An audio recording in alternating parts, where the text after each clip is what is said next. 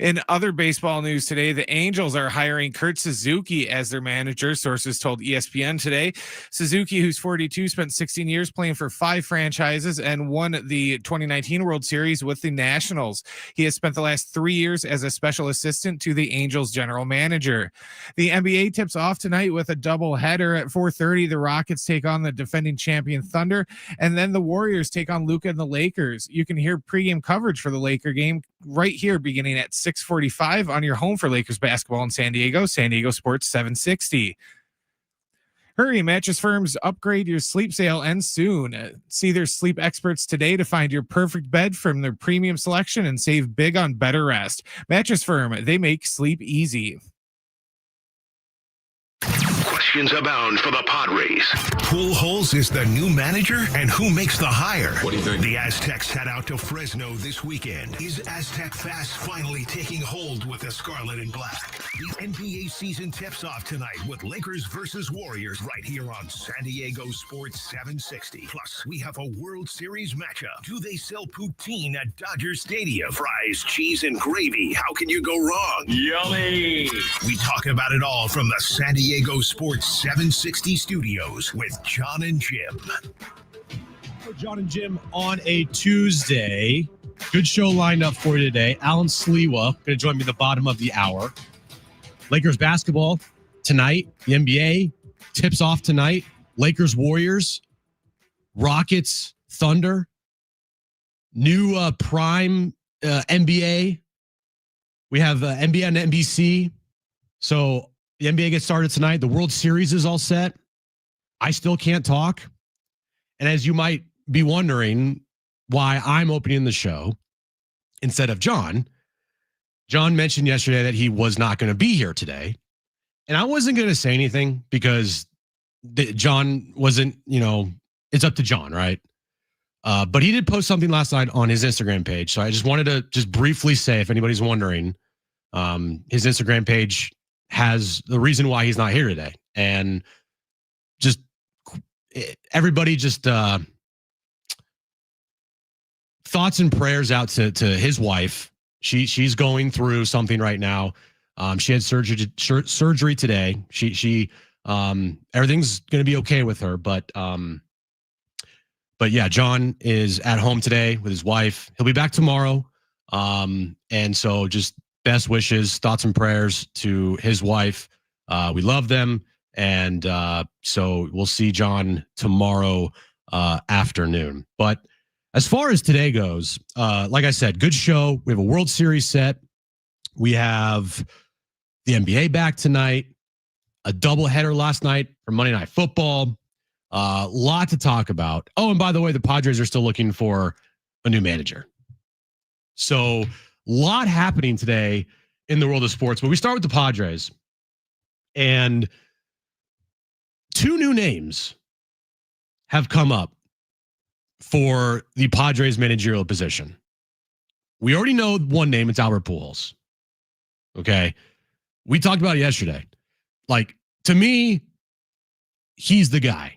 I don't want to overthink this. I don't want to, be like, oh, this thing outside the box here. Like, if Albert Pujols wants the job, and if you two align, by you two I mean, AJ Preller, the Padres, and Albert Pujols. If everything aligns and there's no like demands that Albert Pujols is making that are outrageous, then I'm going with Albert Pujols. But there are 2 names that have come up today, one of which is extremely interesting, the other of which, to me, kind of bland and boring and just would be blah. So the first name on the list, you all know him because he was a bench coach here for the last couple years. Brian Esposito. No experience. Okay, just the bench coach for the Padres the last couple years. Been inside the organization. Had some time in the minor leagues, right? But for me, blah. And then the other name on the list Carlos Hernandez. You might be thinking to yourself, that name sounds oddly familiar. Yeah, that Carlos Hernandez. The Carlos Hernandez that was on the 1998 Padres World Series team that went to the World Series. The Carlos Hernandez that's on this Spanish broadcast team for the Padres currently. Let's just hire broadcasters now. Screw it. So those are the two names. Brian Esposito, that was reported by The Athletic. And then Carlos Hernandez was reported by The Athletic. Brian Esposito was reported this morning by MLB Trade Rumors. And those are two names that have popped up. Brian Esposito has interviewed for the job. Carlos Hernandez has not, but he has expressed interest in wanting to be the manager. Just hire Ted Leitner. Hire Jesse Agler. Can Don and Mud interview as like a pair, like stepbrothers? Yeah. hire Don Orsillo. Hire Mud. That's fine. I don't know about those two names, guys. I really don't. You know, those to me are definitely, at least the Carlos Hernandez one feels like an outside the box name because he's got literally no experience. He's got a little back in the early to late 2000s. But as far as becoming a manager, I don't know about that one. Like, yeah, just if we're going down the Carlos Hernandez route, just hire any former Padre. See in the chat, hire Khalil Green. I think it's his birthday today. Hire, I don't know. Hire any former Padres player. Screw it. I think that when it comes down to it, whoever's hiring this manager, I want them to go through a thorough process. And this is definitely a thorough process. But I just hope that it all leads back to the guy that I'm rooting for to be the next Padres manager, and that's Albert Pujols. Why? I've said why I want Albert Pujols to be the manager. I think that you look at all the candidates that potentially could be the manager of this team, and none of them really stick out. None of them stick out to me. Now, yes, Albert Pujols obviously is a name. I get it. And he's got 700 plus home runs. He's going to be a first ballot Hall of Famer. But if you're looking for a guy that, you know, would really demand the respect, and I think, you know, Albert Pujols, if he wants to do this, and he's already, you know, slated to be a Dominican manager for the World Baseball Classic. He's managed in winter ball in the Dominican League. Look, you're going to have growing pains with whoever you hire as a first-time manager. There's no doubt about it. Whoever they hire, if it's a first-time manager, you're going to have growing pains. You just are. And if Albert Pujols is willing to learn and adapt, then I think Albert Pujols is the guy. Brian Esposito, hey, that's who's on our bench we could hire to be the next manager. I mean, I like Ruben Niebla a lot. I do. He's probably my second choice if it's not Albert Pujols to become the manager of this team, just because losing Ruben Niebla would be a big blow. But at the same time, you know, you're not getting any new voices in here. It's the same voice. So bringing in somebody new, I think that would do this team good, because the last, you know, time they hired a manager was Mike Schilt, and he was inside the organization. Now it worked out, but did it really work out? Like, I had that conversation with John yesterday. Did it really work out with Mike Schilt? Yeah, they won 93 games, then 90 games the following season. But he quit. And they went backwards in the postseason. They didn't go forward. So did it really work out with Mike Schilt? I could argue it actually didn't. because the goal of the goal here is to win a World Series, and to have things work out means you won a World Series, or at least hell, you got to a World Series. It kind of looks like the trend that's emerging, at least for like the names that have, allegedly leaked for candidates, is that the Padres are going to go in the direction of little to no experience, and they're just going to go with the growing pains and just go that direction, opposed to hiring somebody that does have experience, because all the names are getting thrown out there, have pretty much no experience. You're lucky if some of the ones out there have major league playing experience, and that's about all you're gonna get. So if you're gonna go with the no experience route, might as well go big or go home, and just go with Pujols and go with a bigger name, unless he's gonna cost that much more than some other guy. Another name that I see in the chat right here, Phil Nevin. That's a name that was thrown out very early in this process when Mike Schill quit last week. And he's a former manager in the big leagues. Not much success with the Angels, but still, nonetheless, he at least has big league experience. And he would not let that clubhouse, take over, because he's a red ass. And Phil Nevin. You want fire for your manager? You want a manager with some fire? Yeah, Phil Nevin's your guy. But his name hasn't really been brought up much lately. So I think going forward, you're probably right, Brent. It just kind of feels like whoever they hire is going to be a first-time guy. Just read the room. Ruben Niebla would be a first-time manager. Brian Esposito, first-time manager. Carlos Hernandez, first-time manager. Albert Pujols, first-time manager. Looks like they're probably going to go that route. I'm not opposed to it. I don't think it's like the worst thing in the world. But whoever they get, can this guy please last for more than 2 years? Can whoever they hire please be here for a substantial amount of time and not just dip after 2 years, or there's problems after year one, or we get more pieces about organizational dysfunction after year number 2?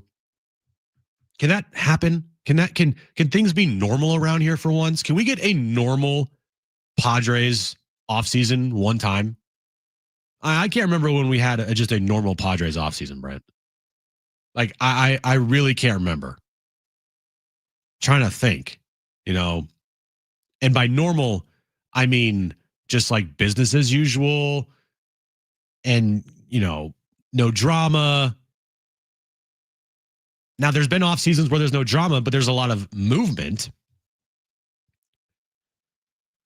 But it's been a while. It's been a while since I can remember like a normal Padres offseason. Maybe after the 2022 season, because everything was kumbaya.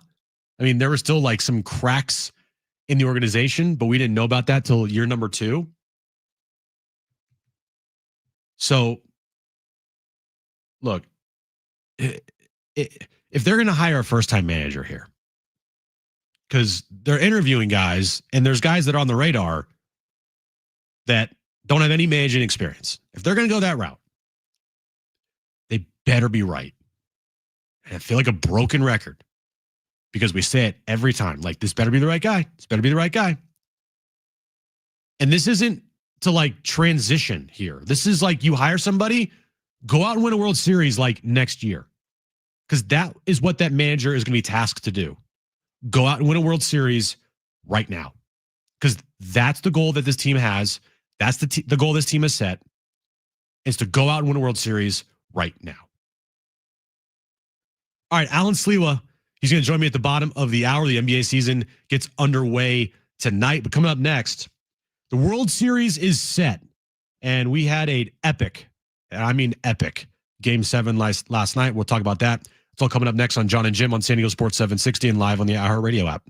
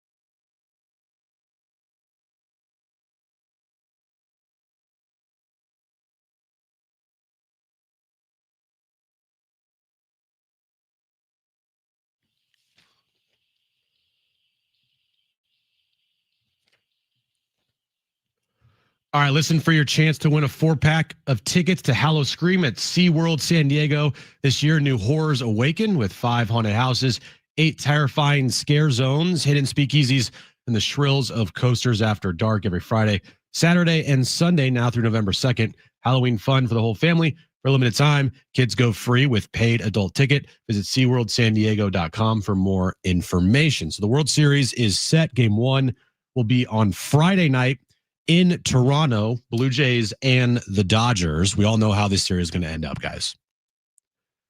We all know. Dodgers in 5, unfortunately. But last night, Game 7, and I was rooting for the Mariners. I know the Blue Jays haven't been to a World Series in 30 plus years. Last time was 1993. That was the famous Joe Carter moment. But there's something about a team that's never been somewhere that I just root for. And, you know, when the Mariners are the only team that has not been to a World Series in baseball, it's like, can we just get this and that? Can they get to the World Series? Like the fans just, oh my gosh, the fans were, every time something good happened, they were crying. It was incredible. When you watched a Mariners postseason game at their home ballpark, every other half inning, you saw a Mariners fan that was crying because they've been waiting so long for this moment. 49 years. They've never been to a World Series. Never. And last night, it was the closest that they've ever gotten. 8 outs away. 8 outs away from reaching their first World Series in franchise history. And I don't know about you, Brent, but if my team lost the way that the Mariners lost last night, and if my team had the history of the Mariners, that one's going to be with me for a long time. Like I eventually would recover, but it would take me a long time. I mean, potentially like weeks. Maybe even a month plus. I can speak as a Cubs fan that what they're probably feeling is they were probably all expecting it to happen. Probably. Because even after the Cubs recorded the final out and won the World Series and the game was over, you didn't believe it. I was sitting there in my living room in shock, waiting for ref or an ump to come over and be like, "Oh no, wait, his foot wasn't on first. We got to keep playing the game." I kept waiting for something to happen to be like, "Oh no, this isn't going to happen." So I imagine the Mariners fans were just sitting there, just waiting for something to happen and just hoping that nothing happened. And then when it happened, they're just like, of course. It's just the most gut-wrenching way. Now, it wasn't a walk-off 3-run homer, right? It's like not. It wasn't like there was 2 outs in the bottom of the 9th inning. You're up 3-1 with 2 on, and Springer hits a game-winning 3-run homer. But in that moment, even though it was still only the bottom of the 7th inning, it felt like that was game right there. In a weird way, I'd almost rather get walked off, because that's kind of like a quick old yeller way of putting me out of my misery, opposed to the way it went down. Like false hope. Well, like, then, we can still do it. But then for 3 innings, it's like you're thinking about the home run, but then you're sitting there just dwelling on, we got to get that run. We got to get that run. We got to get that run. And then it just never came. At least if they got walked off, there would have been no debating it. There would have been no overthinking it. It just would have been, we'd screwed up and we threw a pitch we shouldn't have thrown, and it was over. Thinking about it some more in the last 20 seconds, I know I said it would take me like a couple of weeks, maybe a month to get up. No, actually, if I was a Mariners fan, and I'm sure there are going to be Mariners fans out there that feel this way, until they reach a World Series and win a World Series, they will never get over that moment. That moment right there, the name George Springer in Seattle will be a curse word. Bizardo, the reliever that came in for the Mariners, that decision that Dan Wilson made completely backfired on him. It shows you once again, you can't manage postseason games how you managed regular season games. And his explanation after the game, Dan Wilson, the manager of the Mariners, was, well, we've been doing it all year long. This is what we've been done. This is what we've done all year long. Bizzardo, that's his spot. No, bro. No. This is game 7 of the ALCS. This is not a Tuesday night in July against, the Astros. This is game 7. Andres Munoz, your star closer, who has, let me check. Oh, that's right. Didn't allow a hit in the postseason until he came in after Bizzardo. But you know what he also didn't do? Didn't give up a run. This entire postseason did not give up a run. And he barely pitched. So that moment is going to live with Mariners fans forever. It is one of the most heartbreaking feelings that you could experience. Baseball, it's different. Like in basketball, the game moves quickly. Football, the same way. Football is a different type. Like for me, I remember plays that just haunt me to this day as a Niner fan over the last 2 decades. But in baseball, it's like almost dying a slow death at times. And then that can happen. Things can change like that. And when you're so close, it's different. It's different. Like, oh, we're 8 outs away. We're 7 outs away. We're 6 outs away. And then Dan Wilson brings in Bizzardo, who's pitched like every game of the postseason for the Mariners, instead of Munoz, who is their ace closer. And the top of the lineup's coming up for the Mariners, or for the Blue Jays. Just an all-time gaffe by Dan Wilson. And just an all-time heartbreaking, crushing end to a season for the Mariners. There's no other way to put it. And you know what? Even worse than that, now that it's in Toronto, we're gonna have to look at Drake for at least 2 games. Drake's gonna be there all the time. Yeah.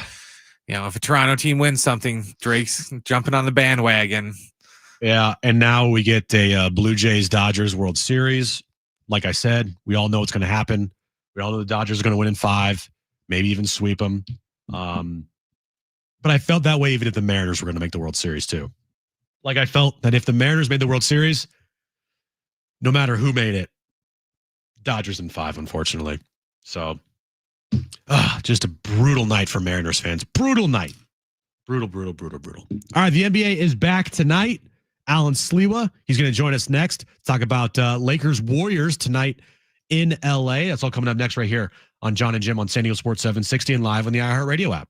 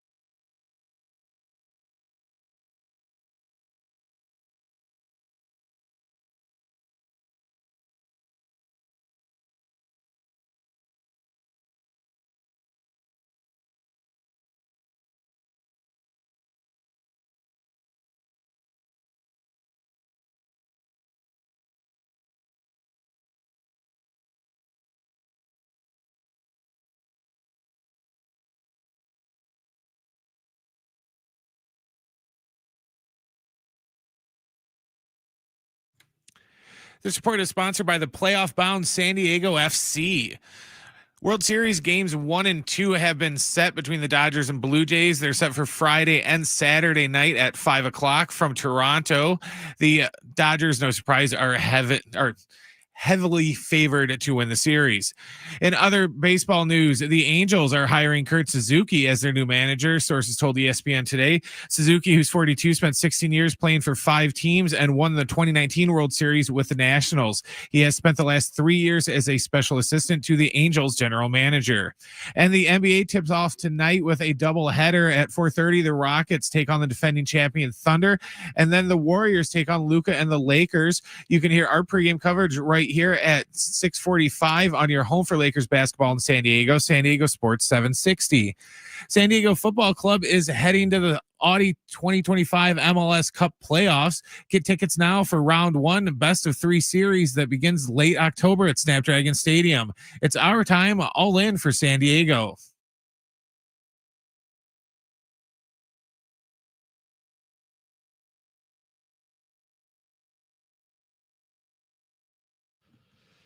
All right, back here on John and Jim, the NBA tips off tonight. Thunder and Rockets are the first game of the NBA season, followed by the Lakers and the Warriors up in LA. We're joined now by Alan Sliwa of Hoops Talk and the Alan Sliwa Show, and a lot to talk about with Alan. But I wanted to start first because we can talk about the basketball here in a second. But obviously, everyone knows you're a diehard Padres fan. They're now looking for another manager. So I'll ask you here, Alan, so far early in this process, is there anybody out there that you like to be the next Padres manager?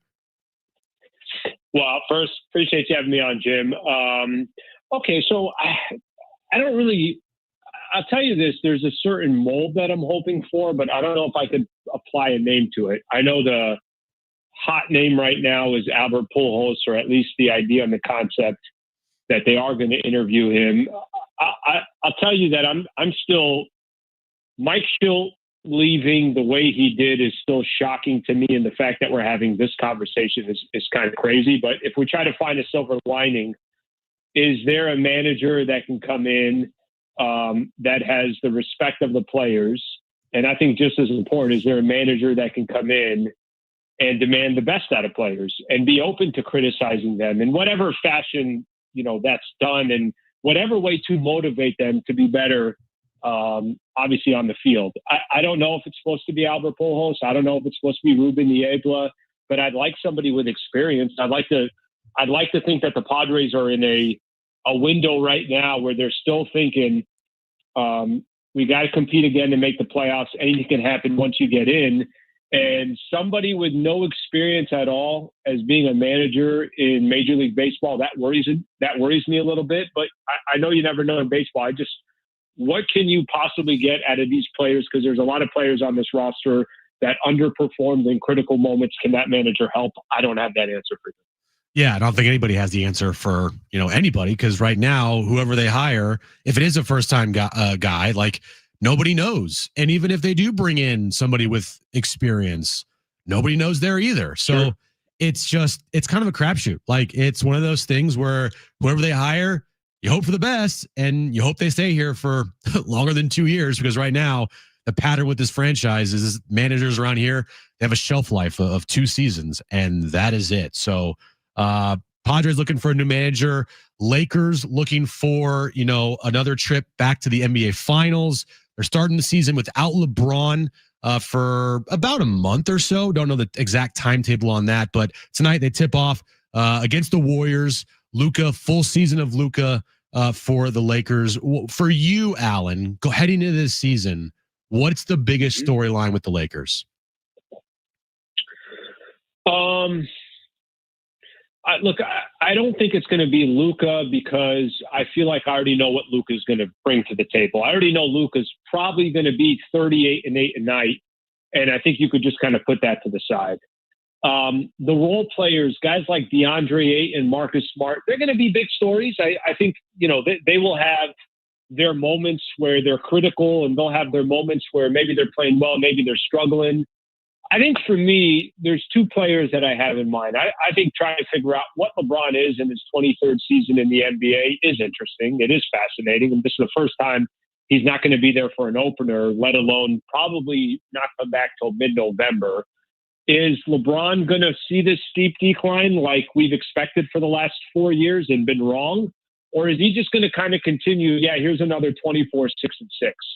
So I think the LeBron piece of this is interesting. I think the way the summer went with LeBron, a little extra noise, the fact that the Lakers didn't offer, at least it didn't seem like they offered, a contract extension. He didn't get another 1+1. This will be the final year of his contract. I do think that's kind of how can that not be the biggest thing that's you're watching as the season progresses? The other player I will just say, Austin Reeves is, I do my show every morning, obviously on YouTube. And I will tell you that if there's one player that is getting so much heat before anything even started, it's Austin Reeves. There is the megaphone that's out of saying he's not worth X amount of dollars next year. Trade him now.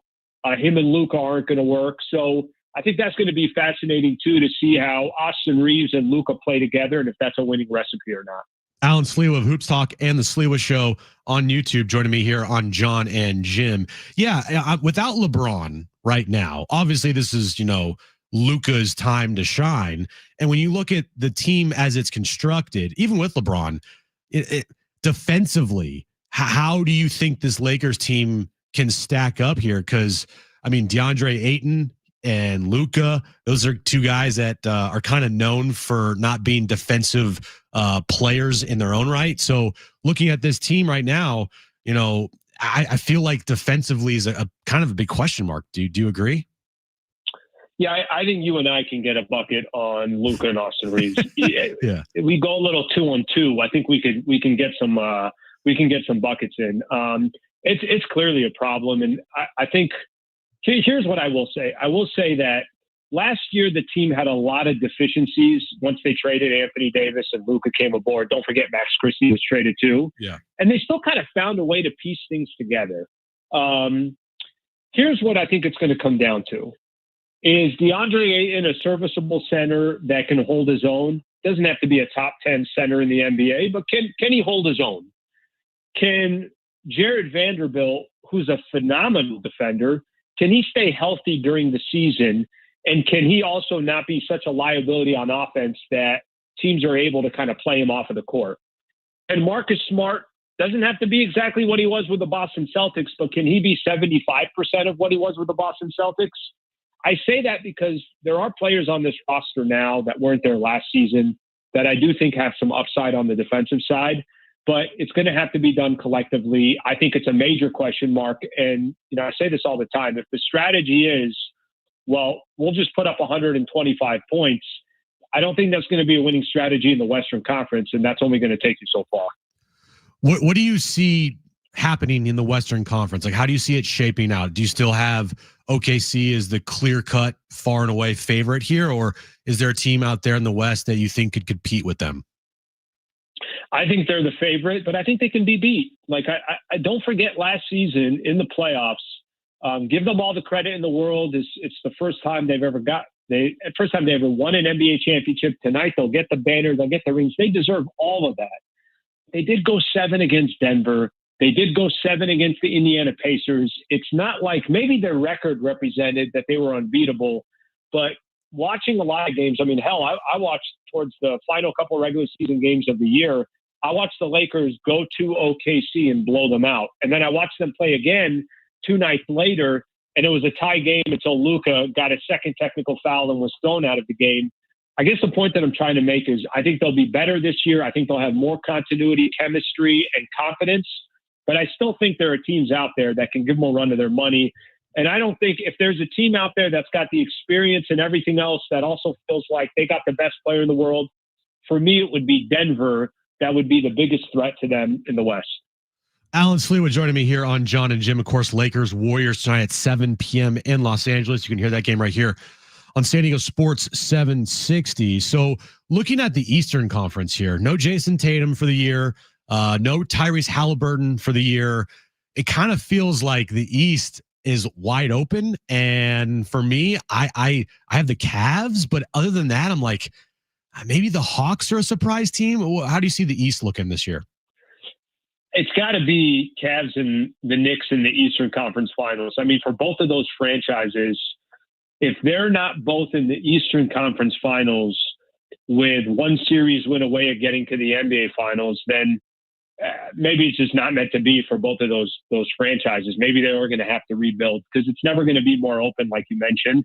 And it doesn't mean other teams can't make some noise, like the Orlando Magic or the Atlanta Hawks or Giannis, obviously, and the Milwaukee Bucks. They're always going to be in the mix, but it's never going to look like this again. Eventually, Tatum is going to come back. Eventually, other teams in the Eastern Conference will just get better. So you got two really good teams with a lot of phenomenal performers in the Knicks and in the Cavs, but you also got two teams that once the Knicks got past Boston, you thought that was a free reign to the NBA Finals. We saw what they did.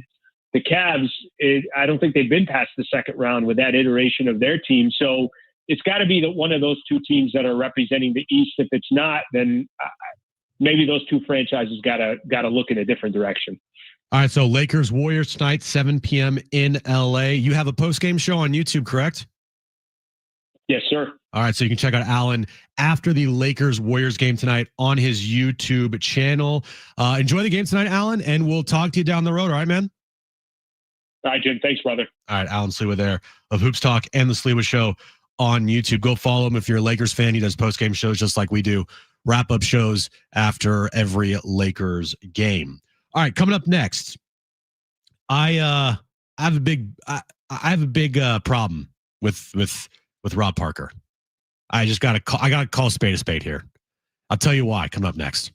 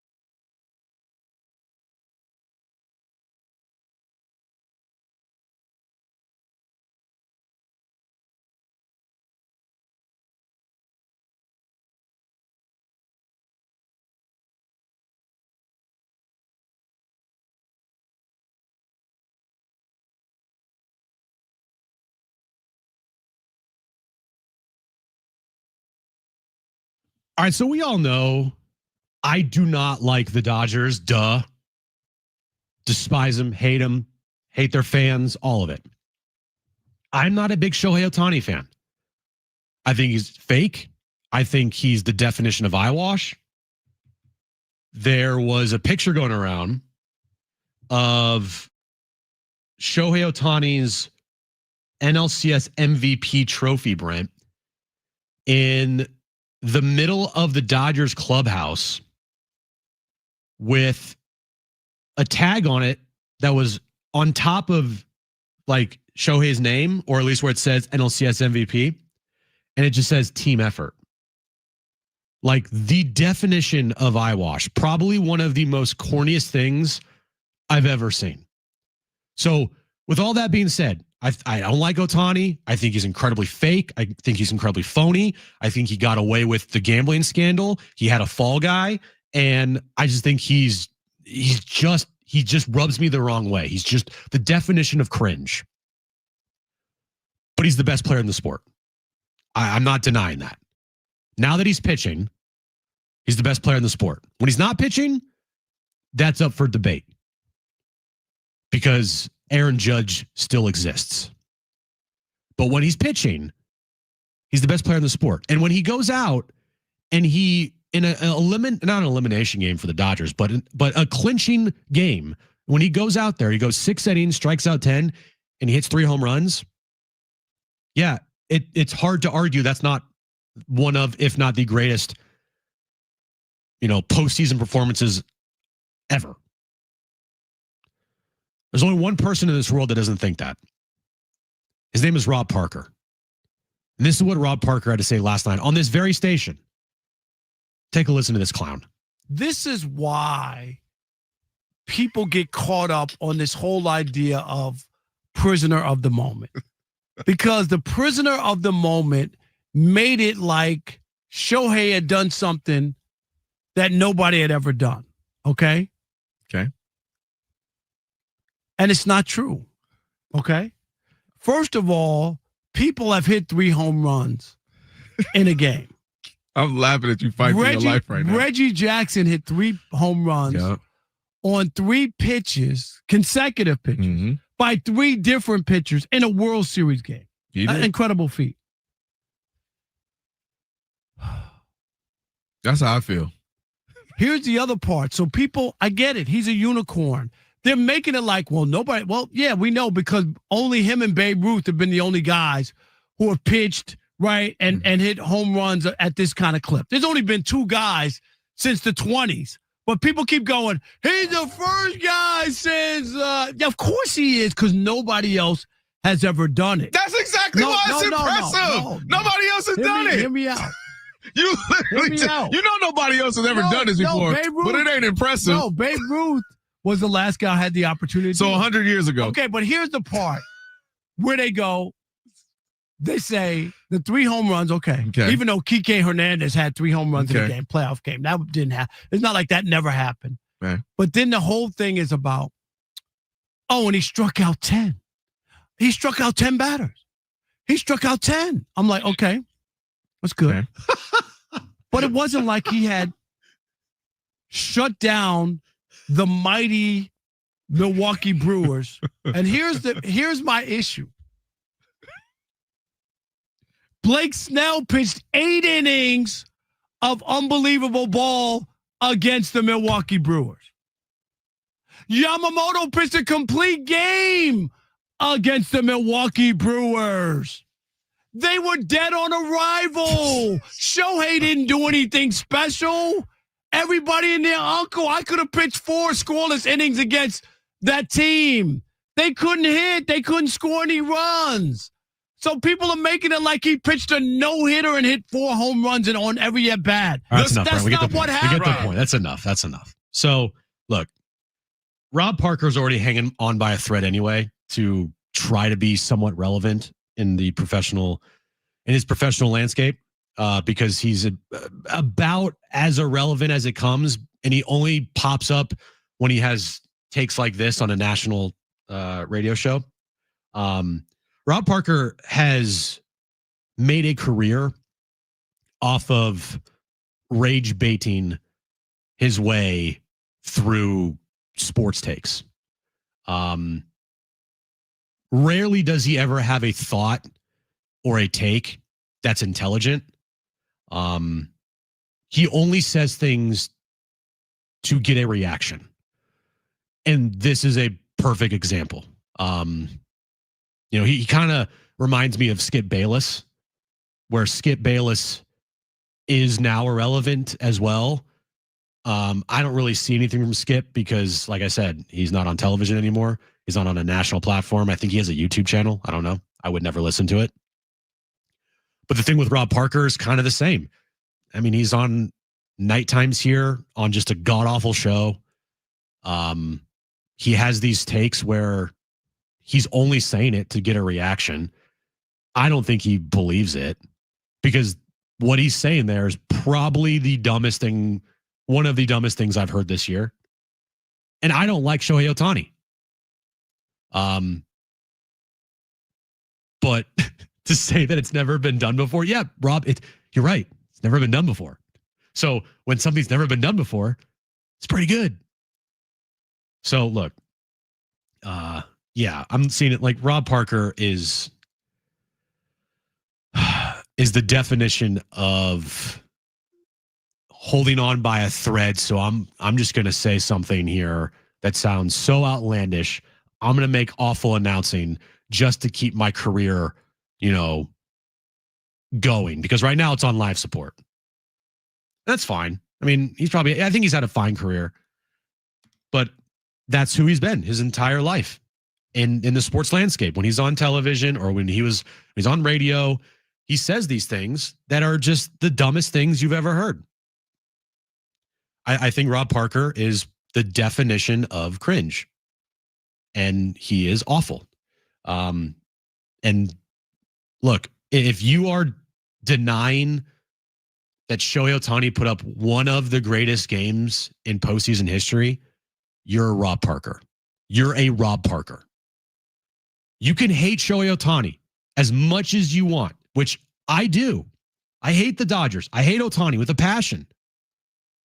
But there's no denying that when you go out there and you pitch 6 innings of shutout ball, 10 strikeouts, and 3 home runs in a game, there's no denying it. There's none. So if you can't accept it, you're a Rob Parker. Sorry. And you don't want to be a Rob Parker. You never want to be a Rob Parker. Ever. That guy is, man, makes your eardrums bleed. And he'll continue to have these takes, and he'll continue to have his career on life support using rage bait topics. And it is what it is. And he'll keep on getting picked up by awful announcing, and that's how his career will survive. So congratulations to Rob Parker for being the idiot of the day. All right, coming up next, we'll talk some NFL. Also, back to the Padres managerial search and SDFC in the postseason this weekend. Who will they play? We'll find out tomorrow night. So all that coming up next right here on John and Jim on San Diego Sports 760 and live on the iHeartRadio app.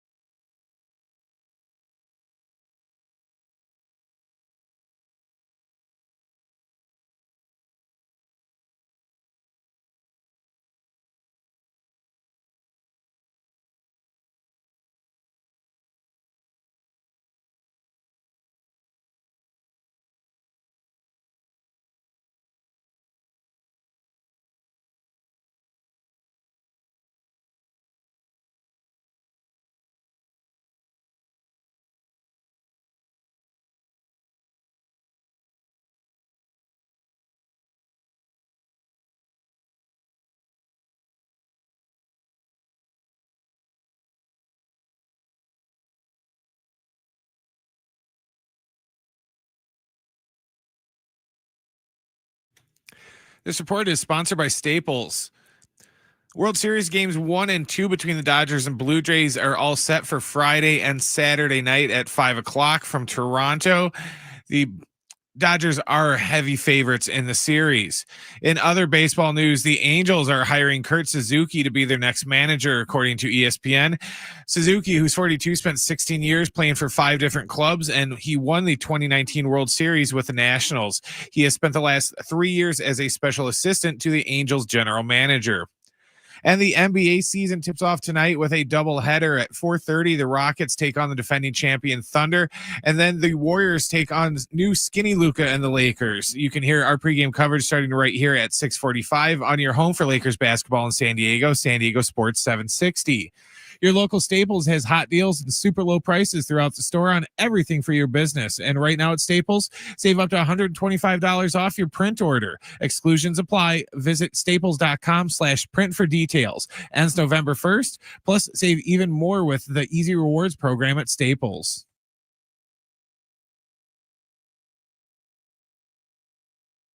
Questions abound for the Padres. Pujols is the new manager, and who makes the hire? What do you think? The Aztecs head out to Fresno this weekend. Is Aztec Fast finally taking hold with the Scarlet and Black? The NBA season tips off tonight with Lakers versus Warriors right here on San Diego Sports 760. Plus, we have a World Series matchup. Do they sell poutine at Dodger Stadium? Fries, cheese, and gravy. How can you go wrong? Yummy. We talk about it all from the San Diego Sports 760 studios with John and Jim. All right, hour 2 of John and Jim on a Tuesday. As I mentioned at the top of the show last hour, John obviously off today. His wife had surgery today, so he's with his wife. He'll be back tomorrow. People are in the chat wondering where John is, saying that he's soft for not being here. He has a valid excuse today, guys.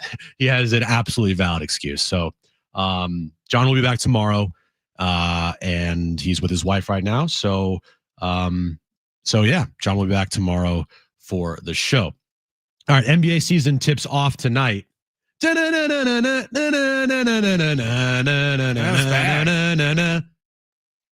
That theme song is back. We can finally have that theme song back. Yeah, the John Tesh, they brought it back. Yes. I told this to Alan when he was on his way out when you were done talking to him. I hope that NBC just blatantly just rips off their coverage presentation from the 90s. They are, I think. Just go full in on the nostalgia. Just go in, use the same overlays, use not only the John Tesh, just do everything that you did in the 90s. You'll just have new commentators in there. Instead of Ahmad Rashad, we'll have Reggie Miller. But just do everything and just lean full into all the nostalgia. Well, we'll see, because the NBA on NBC tips off tonight. Doubleheader. Thunder Rockets, Lakers Warriors. I can't wait. I do think that the NBA needed a massive, massive upgrade and refresh over ESPN. I mean, I know they're still going to have games on ESPN, but the opener of the season, I'm done with the ESPN NBA broadcasts are awful. So I'm definitely excited to see what the NBC broadcast looks like going forward. I'm excited just to get more. They're advertising the NBC Peacock thing, but these games are going to be on just normal NBC. So even if you don't have cable or anything like before, where I don't have ESPN or I don't have TNT, then you're kind of SOL. But now there's going to be so many primetime games just on just basic television that that's what I'm looking forward to. Is just we're not going to just sit around and act like the season doesn't exist until Christmas. We're going to have actual games on a frequent basis, and that's what I'm excited for. I also when I see the NBA on NBC, like it brings me right back to when I was 7 years old. I think it was. No, I was 8 years old. It was the Jordan shot against off Russell. Oh, okay. The 98 finals. Yeah, the flu game. I think that was like my first memory, like my distinctive memory of a basketball game that I watched on television. And that, of course, was on NBC and had Bob Costas on the call. But then you get into the early 2000s and the Lakers being, the three-peat and that being on NBC and hearing Bill Walton on the call, like the graphics, you're right, Brent, the graphics, like the sound of it, everything.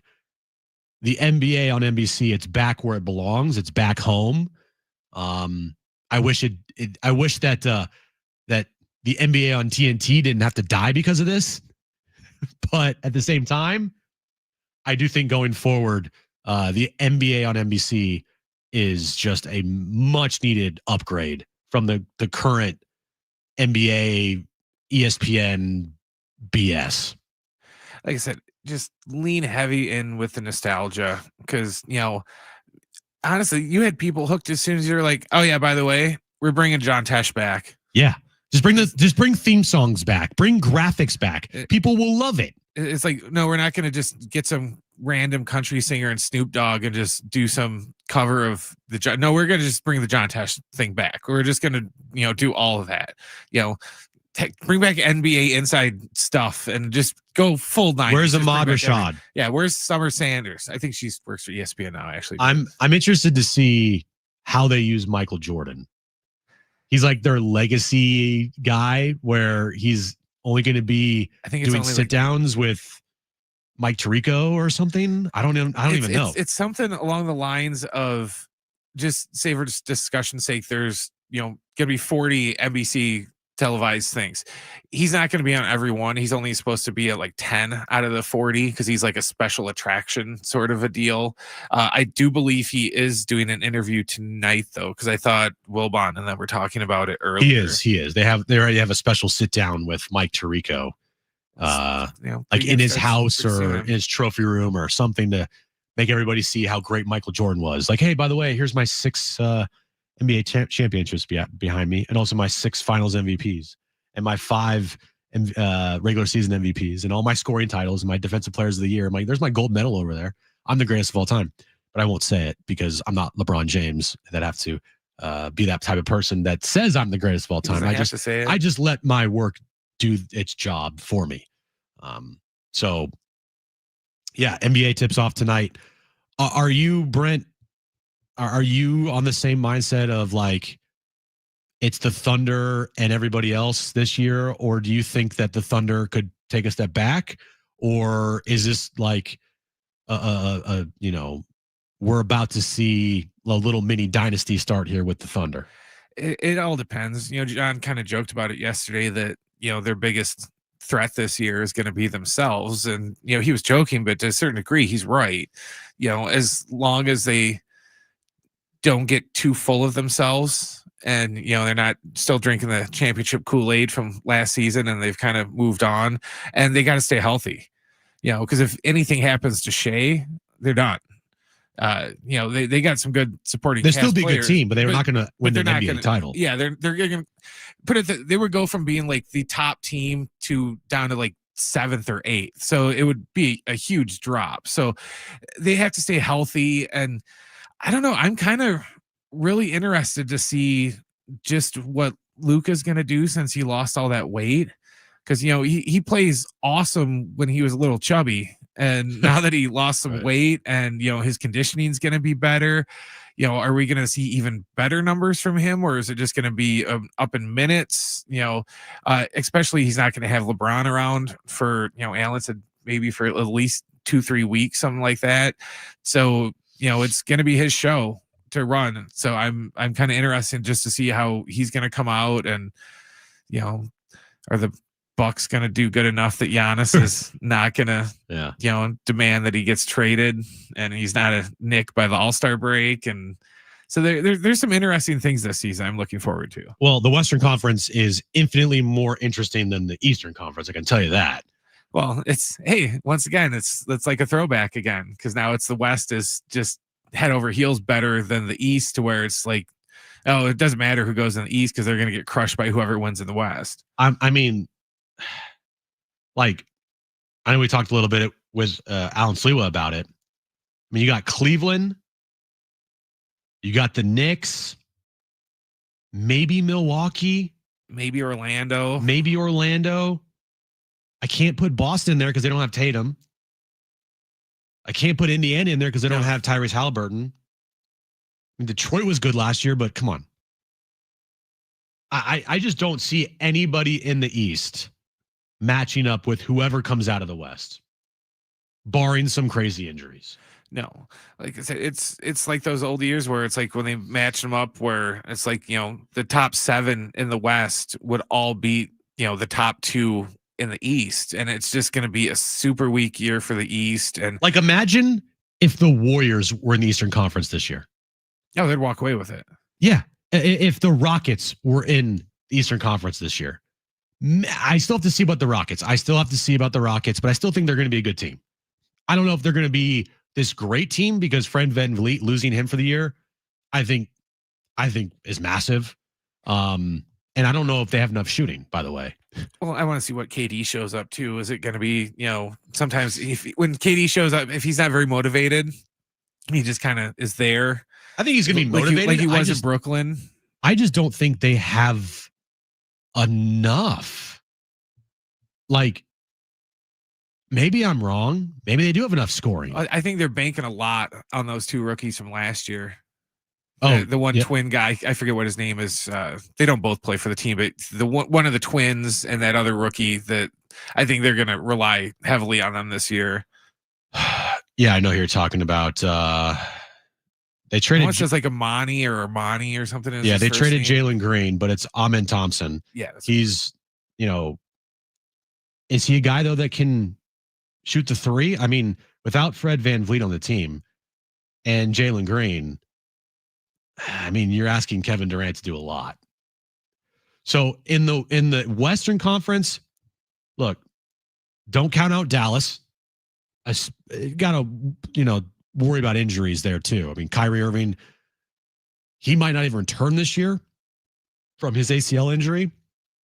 But if he does and they're healthy when he returns, like, they could watch out for them with Cooper Flagg and Anthony Davis. Denver, obviously, always there because of Jokic. The Clippers, don't count out the Clippers. The Warriors, the Lakers, the Timberwolves. I mean, San Antonio.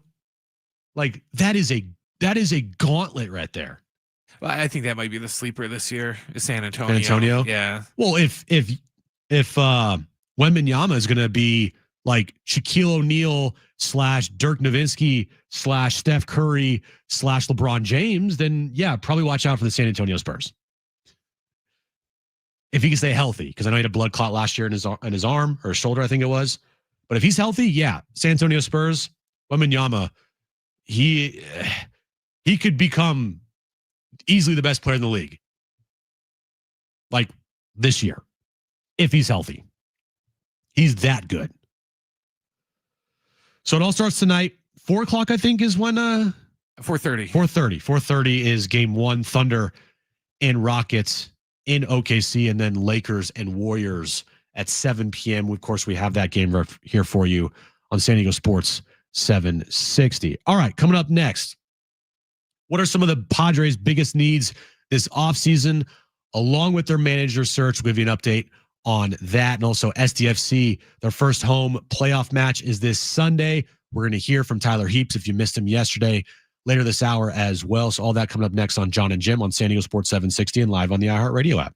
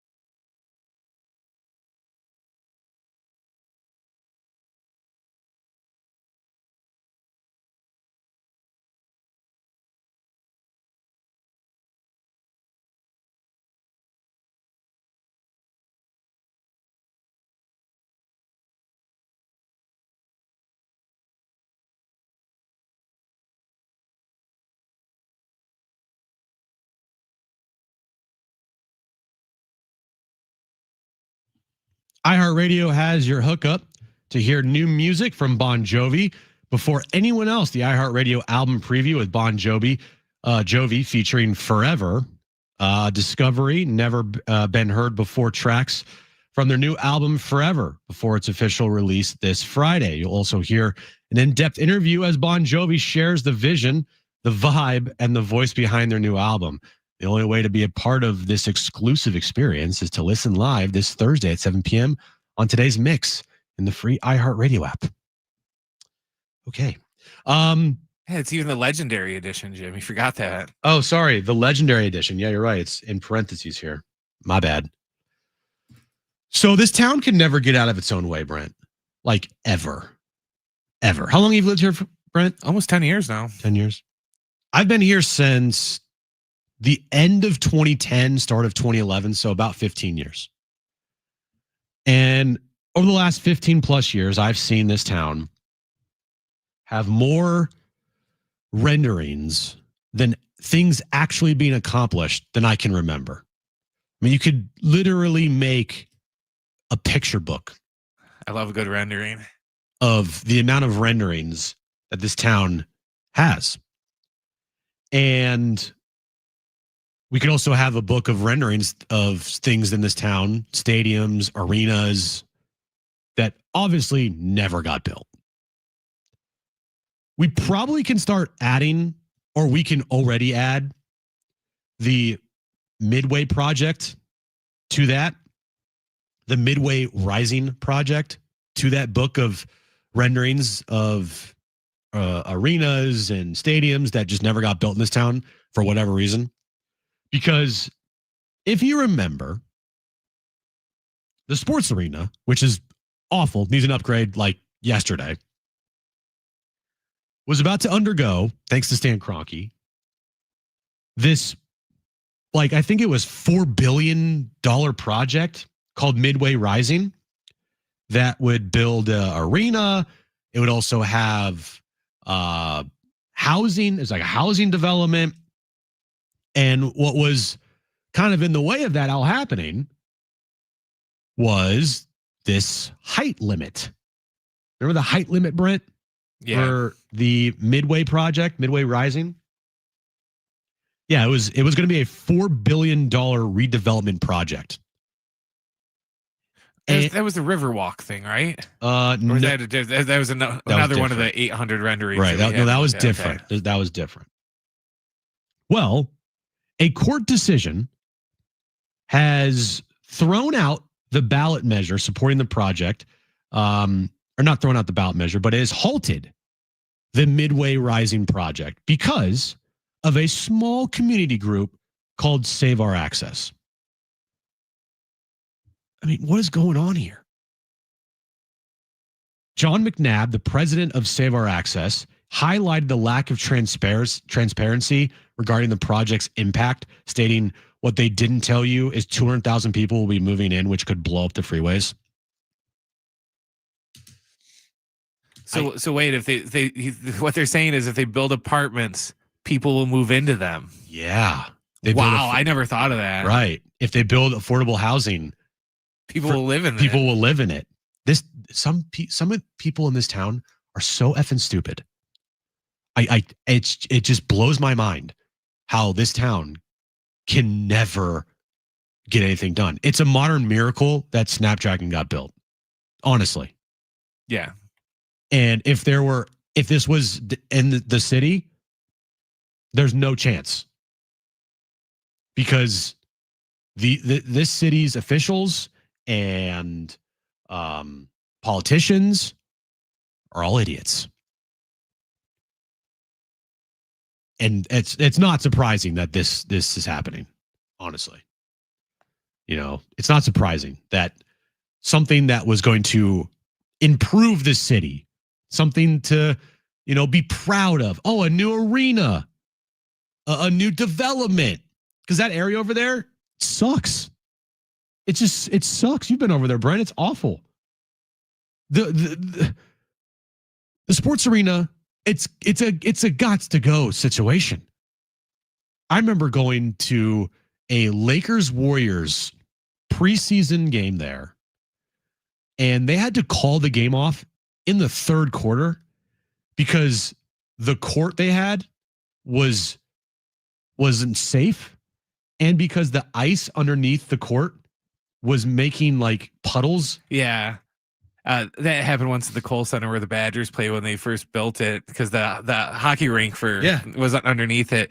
They had to do something that fixed it. But yeah, the first time it popped up, they kept getting all these condensation points that would pop up on the floor, and they kept having to wipe it down. So once again, like, you got these stupid people in this town stopping things from actually taking place and happening. And the court's decision reinstates the height limit. So this is now posing a significant challenge to future development plans in that area. Good job, everybody. Good job. Way to make the city worse off, you freaking morons. What's this group called? Save Our Access. Good job, idiots. Congratulations. You just halted a $4 billion project that was going to help this city have a new arena, affordable housing, bringing money to the city. Nah. Not in my neighborhood. Not in my neighborhood. Save Our Access. Bunch of losers. All right, coming up next. If you missed it yesterday, Tyler Heaps, the general manager of STFC, joined us to talk about their trip to the postseason as the #1 seed in the Western Conference. We'll bring back that conversation coming up next right here on John and Jim on San Diego Sports 760 and live on the iHeartRadio app.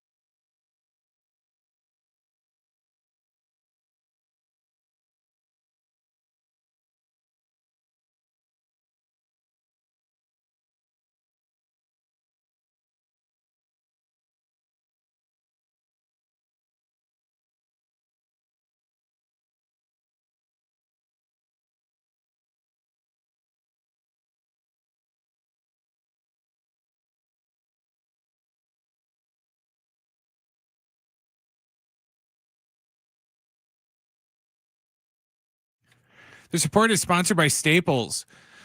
World Series games 1 and 2 between the Dodgers and Blue Jays are all set for Friday and Saturday night at 5 o'clock from Toronto. The Dodgers are heavy favorites in the series. In other baseball news, the Angels hired Kurt Suzuki today to be their new manager, according to ESPN. Suzuki, who's 42, spent 16 years playing for 5 different clubs, and he won the 2019 World Series with the Nationals. He's spent the last 3 years as a special assistant to the Angels general manager.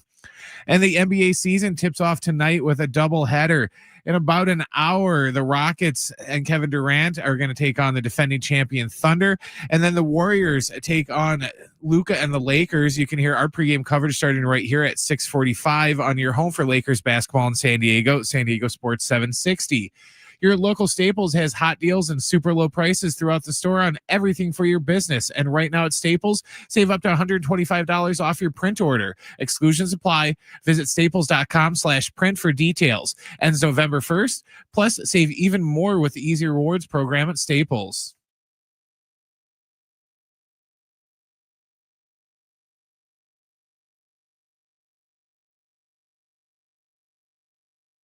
All right, back here on John and Jim. So STFC is awaiting to find out who their opponent will be in their first round matchup. Tomorrow night is when they'll find out.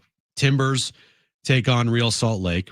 Winner of that obviously moves on to face STFC. Game 1 is on Sunday night here at Snapdragon Stadium at 6:30. Yesterday, we had GM of STFC, Tyler Heaps, on the show, and we started off our conversation with when he became the general manager of this team. Did he ever expect to have this amount of success this early on?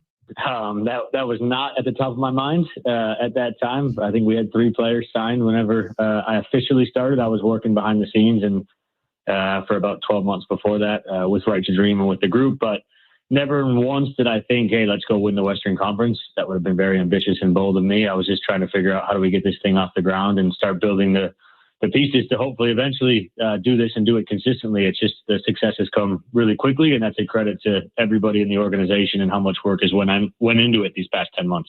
So this past Saturday night, you needed a couple things to happen in your favor to get the 1 seed. Did you have like the double box up and like watching obviously what's going on with Vancouver and Dallas, and then what's happening in front of you with Portland and San Diego? What was that experience like for you to watch the game in front of you with STFC, and then watching to see if you can get other results to get the 1 seed, clinched up for the Western Conference? Yeah, I was fortunate I was out of the rain, so I could have a phone and a computer next to me. I had my assistant sporting director sat next to me, and we had the live alerts on, so we saw when they got a red card, and we were still focused on our game. And the second half made it a little bit easier to start to focus on the other results because of the way that we were playing and the fact that we put our game to bed really, really quickly in the second half. And so, yeah, all kind of the stars aligned. It was a special moment for the club, for the city. It was great that we had so many traveling supporters there too. And then that moment on the field after is one I'll probably remember for a long time. But just getting to celebrate with those guys in the pouring rain, again, credit to them. They put so much work into this. And the fact is that everything kind of aligned for us on the last day. And it's a fantastic end to the regular season. And now it's kind of like, now what? What can we do now in the playoffs? And how do we continue to build this season and make it a special one? Tyler Heaps, STFC's general manager, with us right now on John and Jim. I'm glad you went there with the postseason. And maybe this is a dumb question, but in a lot of other professional sports in the U.S., things change in the postseason. Like we'll say in the NBA, this team was the 2 seed all year, but they're not a good matchup for the 7 seed because Golden State's a veteran team. And even though they're the 7 seed, it's going to be tough for the 2 seed. Or in baseball, right? This team's a good matchup or a bad matchup. For your club, now that you're in as the 1 seed, does anything change in terms of putting you in a position to have the same success you just had in the regular season? I think it's the same in soccer. It's probably more so. The matchups do matter. Right. What we've proven is that we're going to be who we are no matter what. And I think that's our super strength. I think Mikey said that in the post-match, but that is our strength, is that no matter who we play, where we play, we're going to play the same way. That's not the case for everybody in this league. And so I have no doubt in my mind people will try to play us differently. They try to do it during the regular season. I think a lot of teams will sit in. It's why we've struggled to come away with wins at Snapdragon, although the performances have been really good. But teams come here and set up shop and say, okay, good luck beating us. We're going to waste time and we're going to try to chop the game up. And because that's the way that we think we have the best chance. The first round goes straight to penalties after 90 minutes. So I definitely think there's going to be teams that have that on their mind. And so we need to do what we did in this last. We need to score early on teams. That changes the game picture for us massively. Whenever we score early on teams, they can't waste time anymore, and they have to come out a little bit. And whenever teams come out on us, I think we can kill them. And we proved it again in Portland away. So just trying to keep that rhythm, but our approach will be the exact same. But there are matchup issues or problems. I think I'm looking forward to seeing who wins on Wednesday night and who we get on Sunday. But we'll be ready in whatever team that we do face, and just for us about doing what we do and do it at a high level. What can you say about Mikey Varas and the job that he's done here in year one as the manager of this club? I mean, he's been incredible.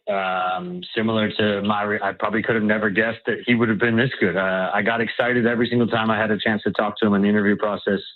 I think you guys hear how he approaches his media and some of the segments that he does in our social with how he's speaking to the team before or after the game. But he's got a really, really special quality of being able to connect with players in this city and this community. And he's a fantastic coach. I also think that we've built a really special group of coaches around him. And that was something that him and I did together when we built out his staff. And that really helped our relationship. And we have an unbelievable working relationship. We kind of know what each other are going to say before we even have to talk to each other. And that's been really good to be able to check and challenge each other, because the end of the day, we're both in this for the first time together. I'd never been a sporting director before, and he'd never been a head coach. And I think in this league, and I think that scared some people, but I think what we've proven is that whenever you have a way of doing things and whenever you're confident in each other, great things can happen. Tyler Heaps, general manager of SDFC, with us right now on John and Jim. Again, the postseason opener is going to be Sunday night, Snapdragon Stadium, opponent TBD, but a 6:30 kickoff for that postseason opener for SDFC. You mentioned the format, the fact that after 90 minutes in the first round, you go right to penalty kicks. This is a best of 3 opening round as well. What do you make of the format? Do you like the format? Would you prefer it look different? What do you make of it? This is the first time I've been in this league, and I've watched MLS and followed MLS from afar for a long time. It's a bit confusing at first. I think it makes sense. I get both sides of it. Everybody that gets in the playoffs gets a home game. And I think that is important for these clubs. And as we continue to try to build this sport in this country, is to make sure that each home market gets a chance to see their team in a playoff structure. And I think it lends well to us. These single eliminations, not always the best team advances. So I do think a best of 3, it allows hopefully the best teams to try to grind their way out of it. Although, again, game by game, it can differ. And then it goes single elimination after that, and anything can happen. That's why I think in America, we love this sport, and just making sure that we give ourselves the best chances to win. And we got to try to control what we can control and leave as little doubt as possible. With the way we play, we should be able to control a lot of these games. It's just about taking our chances and taking them often. Anders Dreyer's had a fantastic year. 2 more goals this past weekend against Portland. He's played every match for you guys, 19 goals on the year. He's going to be in the MVP discussion this season. He has just been the backbone of your club.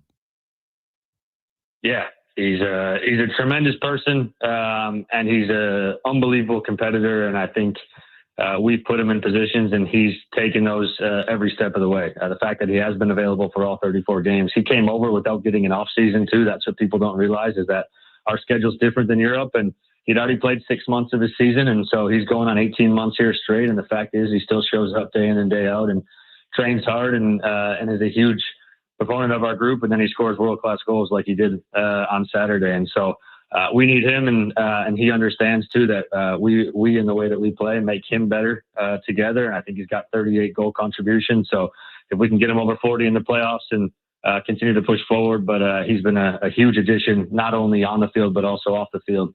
And we're looking forward to seeing how he can perform in the playoffs.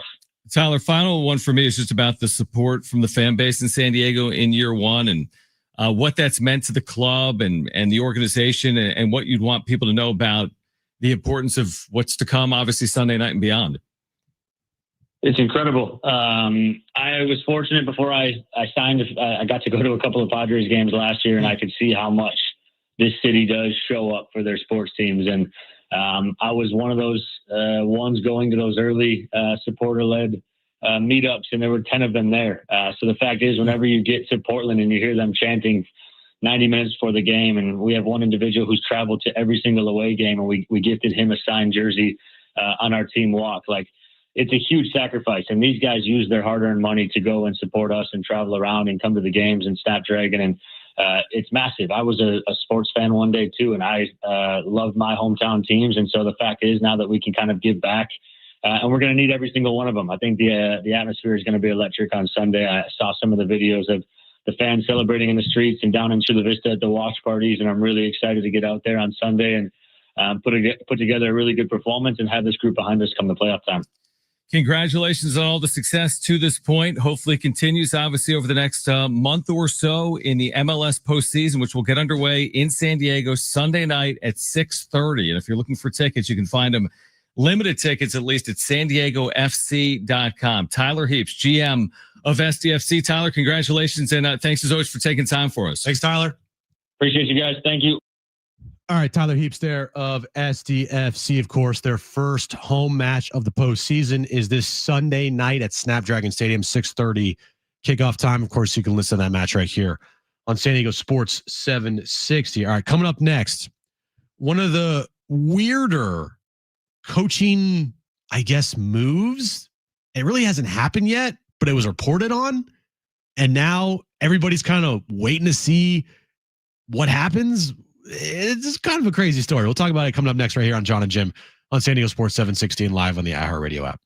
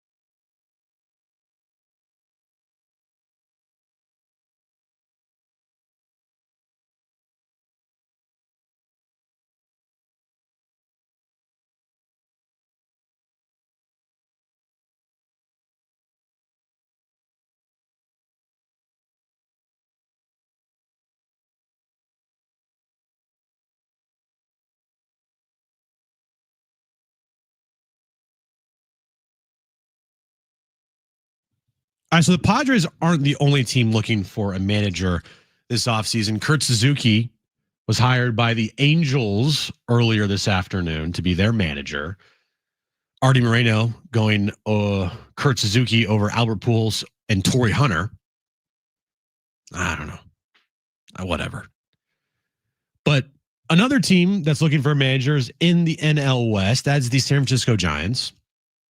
And weird kind of story here going on with their managerial hire. It was reported over the weekend that Tony Vitello, the head coach of the Tennessee Vols, was going to be their next manager, the Padres, or not the Padres, the Giants' next manager. But it never became official. It was just reported that he was going to be the next manager, or that the Giants offered him the job. And then today, Tennessee and their baseball. Tennessee is one of the best programs in all of college baseball. They have the number one recruiting class. They've won national championships. Tony Vitello has built a juggernaut at Tennessee. And that would be a really out of the box type of hire if Buster Posey were to do that.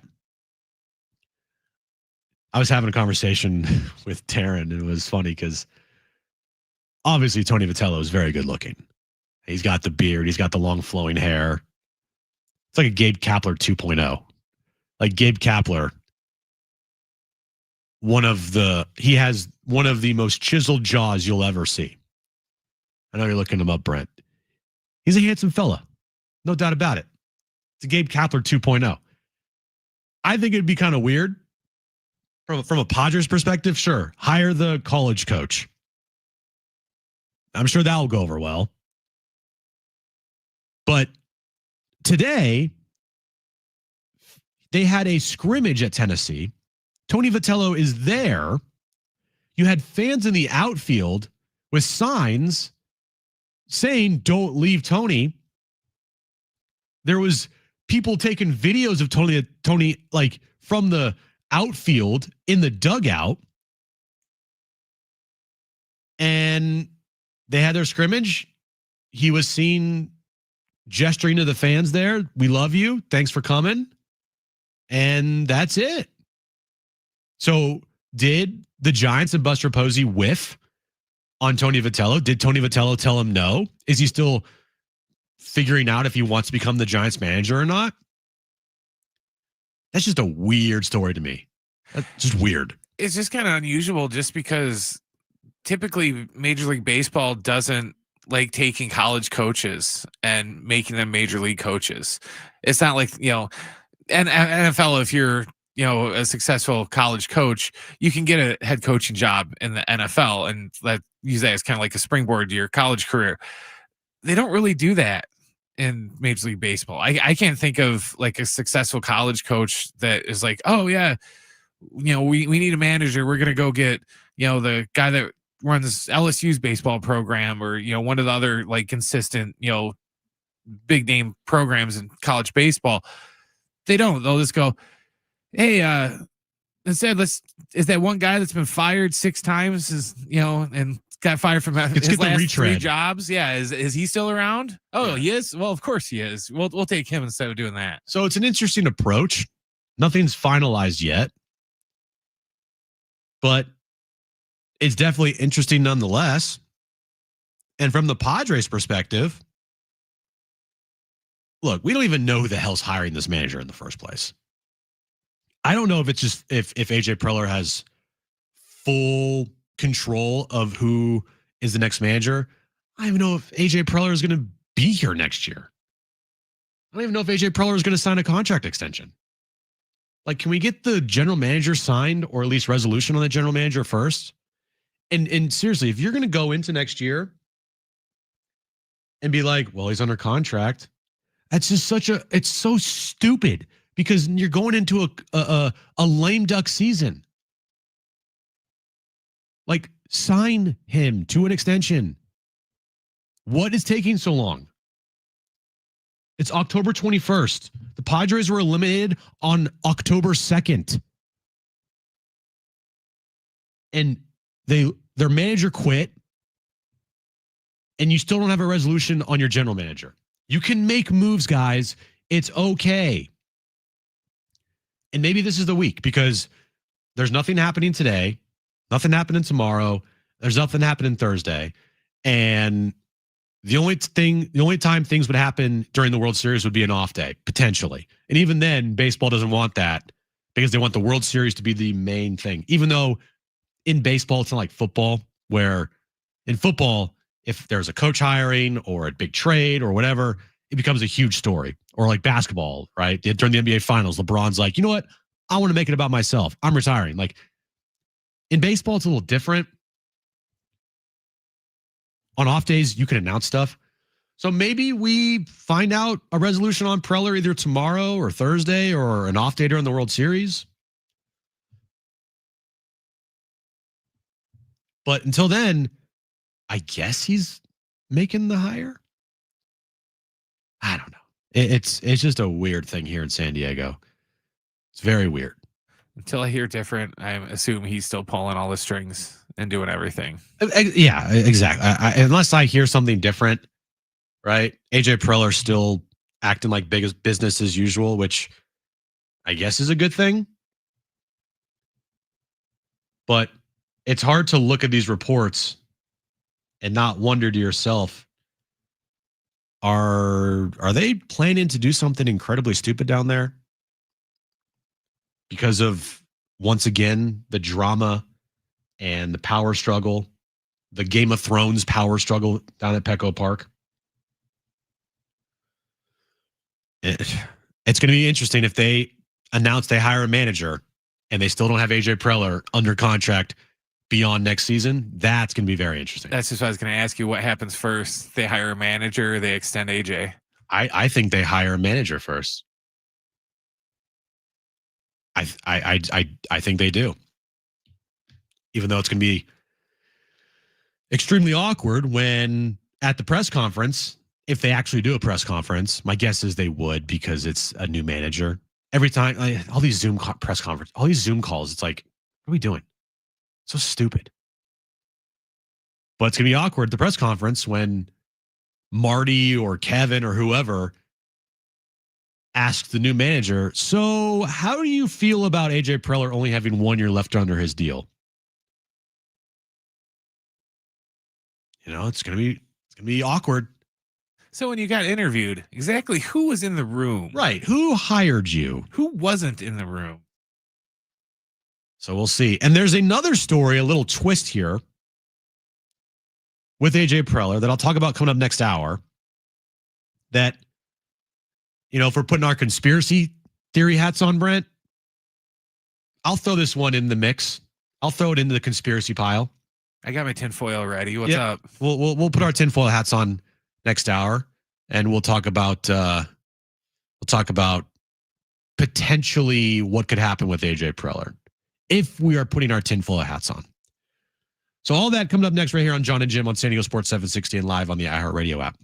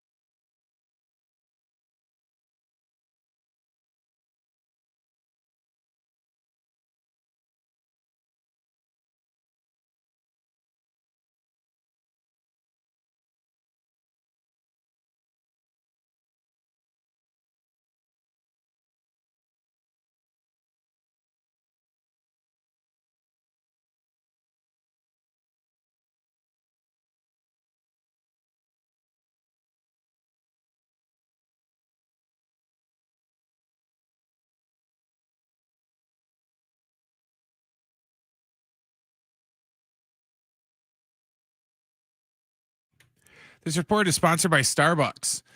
The World Series Game 1 and 2 have been set for Friday and Saturday night at 5 o'clock from Toronto. The Dodgers are heavy favorites to defeat the Blue Jays in the series. In other baseball news, the Angels are hiring Kurt Suzuki as their new manager. Suzuki spent 16 years playing for 5 different teams and won the 2019 World Series with the Washington Nationals. He has spent the past 3 years as a special assistant to the Angels general manager. And the NBA season tips off tonight with a doubleheader. In about a half hour, the Rockets take on the defending champion Thunder. And then after that, the Warriors take on Luka and the Lakers. You can hear our pregame coverage right here beginning at 6:45 on your home for Lakers basketball in San Diego Sports 760. The pumpkin spice latte is back at Starbucks, handcrafted with their signature espresso and real pumpkin sauce, then topped with whipped cream, cinnamon, and nutmeg. PSL, get it while it's hot or iced, only at Starbucks.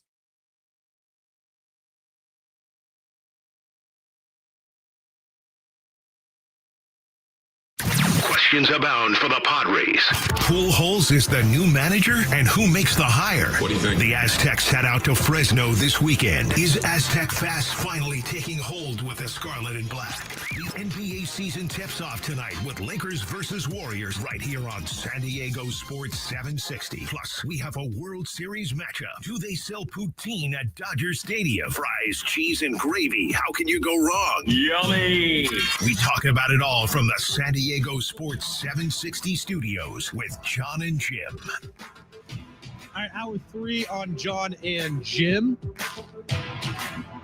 We have tickets to give away today? I think we do. Yeah, we have House Scream. We do. We have Hallow Scream tickets at SeaWorld San Diego to give away this hour. So make sure you're listening for that. We're about 30 minutes, 25 minutes away from tip-off of the NBA season.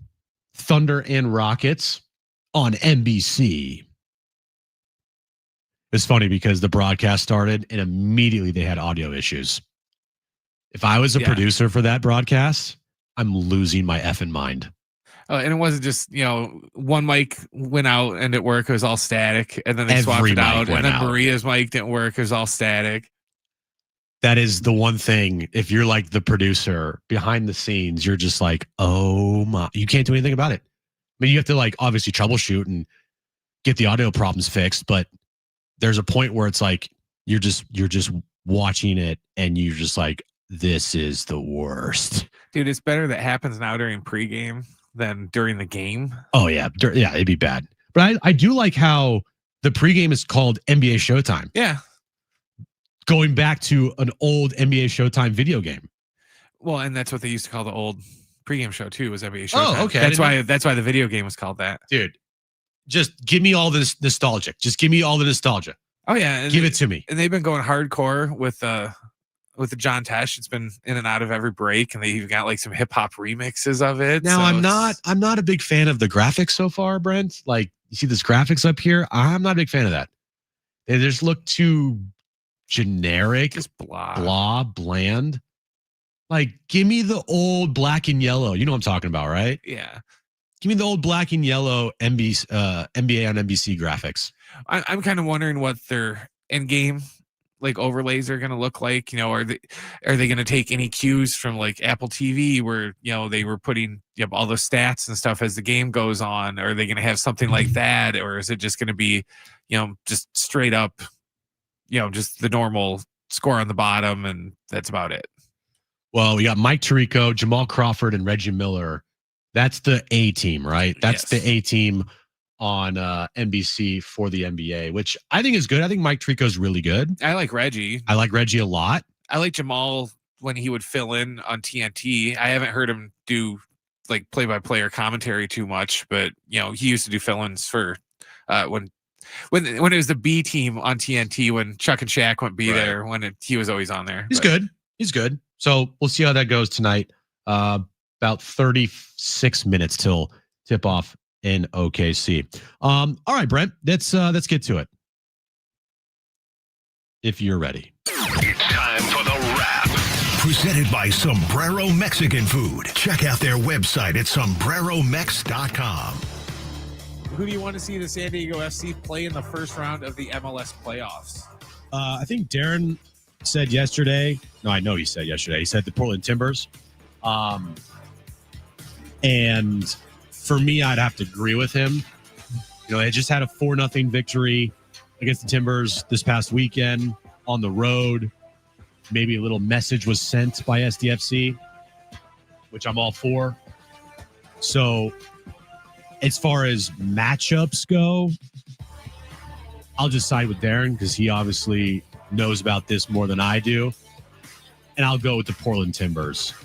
Now, again, do I care who they play? No. But if you're looking at matchups, I think the Timbers might be a better matchup for SDFC for their chances to advance past the first round of the MLS postseason. Next question, Brent. Who will win NBA MVP this year? Well, I mean, right now I think Shea is the heavy favorite once again. I mean, there's really only like 5 guys every year right now that could win the MVP. It's Shea, it's Jokic, it's Giannis, it's who am I missing? Oh, Luka. Anybody else? I mean, if you want to throw in, I can't throw in Steph because he's not going to play he's not going to play as much as he used to play, and I don't think he's going to be averaging 35 points a game this year. The 4 front runners are Joker's plus 215, Shea's plus 250, Luka is plus 440, and then Wemby is plus 850. Then everyone else is up in the thousands. Giannis is after that, but plus 1300. Yeah, Wemby's a good pick. I wouldn't call Wemby a sleeper pick. I think Luka's going to get it. Okay, I'll go with the safe. I'll go with Shea again because I think the Thunder are going to have the best record in the league again. I think Shea, gets out of bed and he'll score 30 plus points a game. He'll get the free throw line constantly. I'll just go with Shea. I mean, it's boring, it's whatever, but that's my pick. Next question, Brad. Are the Lions the best team in the NFC? So they had their way last night with Tampa, holding the Bucks to only 9 points. Now, Mike Evans did leave that game, broke his collarbone. He's out for he's out most of the season. But if you just look at the landscape of the NFC, all right? So the Packers are the 1 seed because of that tie with the Cowboys. 4-1-1. Do you believe in the Packers? I already know your answer, Brent. No, they got beat by the Browns. They had to they struggled to hang on to beat the Joe Flacco or to beat the Bengals with no Joe Burrow. They barely held on this week to beat Arizona without Kyler Murray. So they haven't been with the exception of week 1 when they beat Detroit, they have not been impressive at all. I think it's absolutely hilarious that the Niners are the number 2 seed in the NFC right now when they have literally no healthy players on their team. Come on, Mac Jones. It's incredible to the point where if they ended up winning the NFC West, which I don't think they're going to do because I think the Rams are really good. I think the Seahawks are really good. But if they won the NFC West, Brent, and Christian McCaffrey is healthy and he's on pace for like 1,100 yards rushing and 1,300 yards receiving. I mean, look, MVP conversation, but I don't think it's going to happen. Philadelphia is 5-2. Okay, Tampa, they just lost to the Lions, and that's the question here. Lions 5-2, Seattle 5-2, Rams 5-2. The NFC is deep. I would say yes. I would say Detroit's the best team in the NFC. I think right now, my tier in the NFC would go Detroit, Philadelphia, the Rams, Seattle, Green Bay, Tampa, and then the Niners. That's the order of teams I have in the NFC. Do you agree with that, Brent? Yeah, that sounds about right. Yeah, I think Detroit's really good. I like Detroit a lot. Next question, Brent. what's the biggest need for the Padres this offseason? I'm going to go outside the box here because there's some obvious answers, right? Pitching. Pitching is a huge need. Power bats. They need some power bats. I think it's a offensive philosophy is their biggest offseason need. Their offensive philosophy needs an upgrade, and it needs an upgrade badly. They had it in 2024, and then for whatever reason, it just disappeared. Like, if this team can go back to the offensive philosophy it had in 2024 and produce like they did in 2024, then that's great. They don't need to go out and get Kyle Schwarber or Pete Alonso or Kyle Tucker. I mean, those players obviously would be a massive help. But the offensive philosophy of this team needs the biggest upgrade. And to me, that's the biggest need this offseason is an offensive philosophy upgrade that's desperately needed. Better than bunt? Better than bunt. I swear, dude. Bunt is life. But Mike Schilt quit and he's gone. So hopefully there's no more of that crap next year. But I mean, you look at the numbers of the team in 2024 offensively, it's like, whoa, where's this been? And everyone was praising Victor Rodriguez. And then just a year later, it's all Victor Rodriguez's fault. I mean, what happened? What happened between 2024 and 2025 that their offensive philosophy went from one of the best in baseball in 2024 to literally one of the worst in the entire sport just a year later? And you only lost, I mean, was it because you lost Kyle Gashioka and Jerkson Profar? I mean, give me a break. You had all the same guys. You had Victor Rodriguez there still. So the offensive philosophy for this team is the biggest need of upgrade this offseason. I don't think there's one player that's going to just magically take this team over the top. I don't. Because one, if there was, they're not getting that guy because he would cost too much money. So because of that, there's no one player out there that's going to just take this team over the top. It's the mindset. It's the philosophy of this club that needs the biggest upgrade, needs a change. And if they don't get that, and if they don't significantly change their offense next year, oh boy, could be a problem.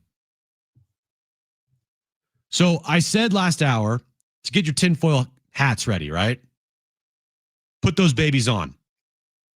Coming up next, we're going to talk about that and why I think a move that just happened could be an interesting one to continue to watch for the future of AJ Preller here in San Diego. That's coming up next on John and Jim on San Diego Sports 760 and live on the iHeartRadio app.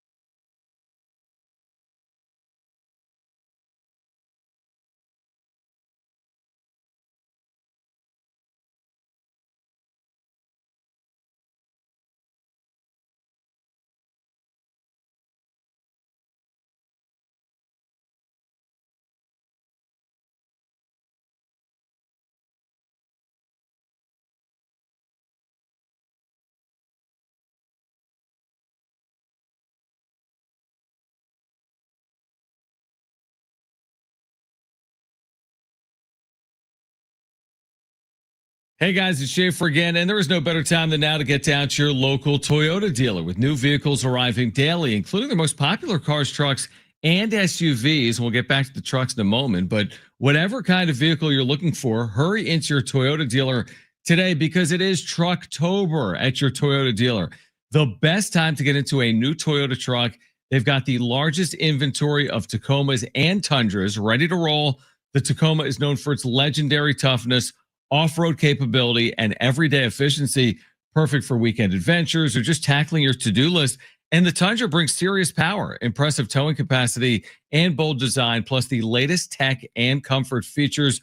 Whether you need a truck that's built for the trails, built for work, or built for your family's next adventure, Toyota's got you covered this Trucktober. We make it easy. See your Toyota dealer today.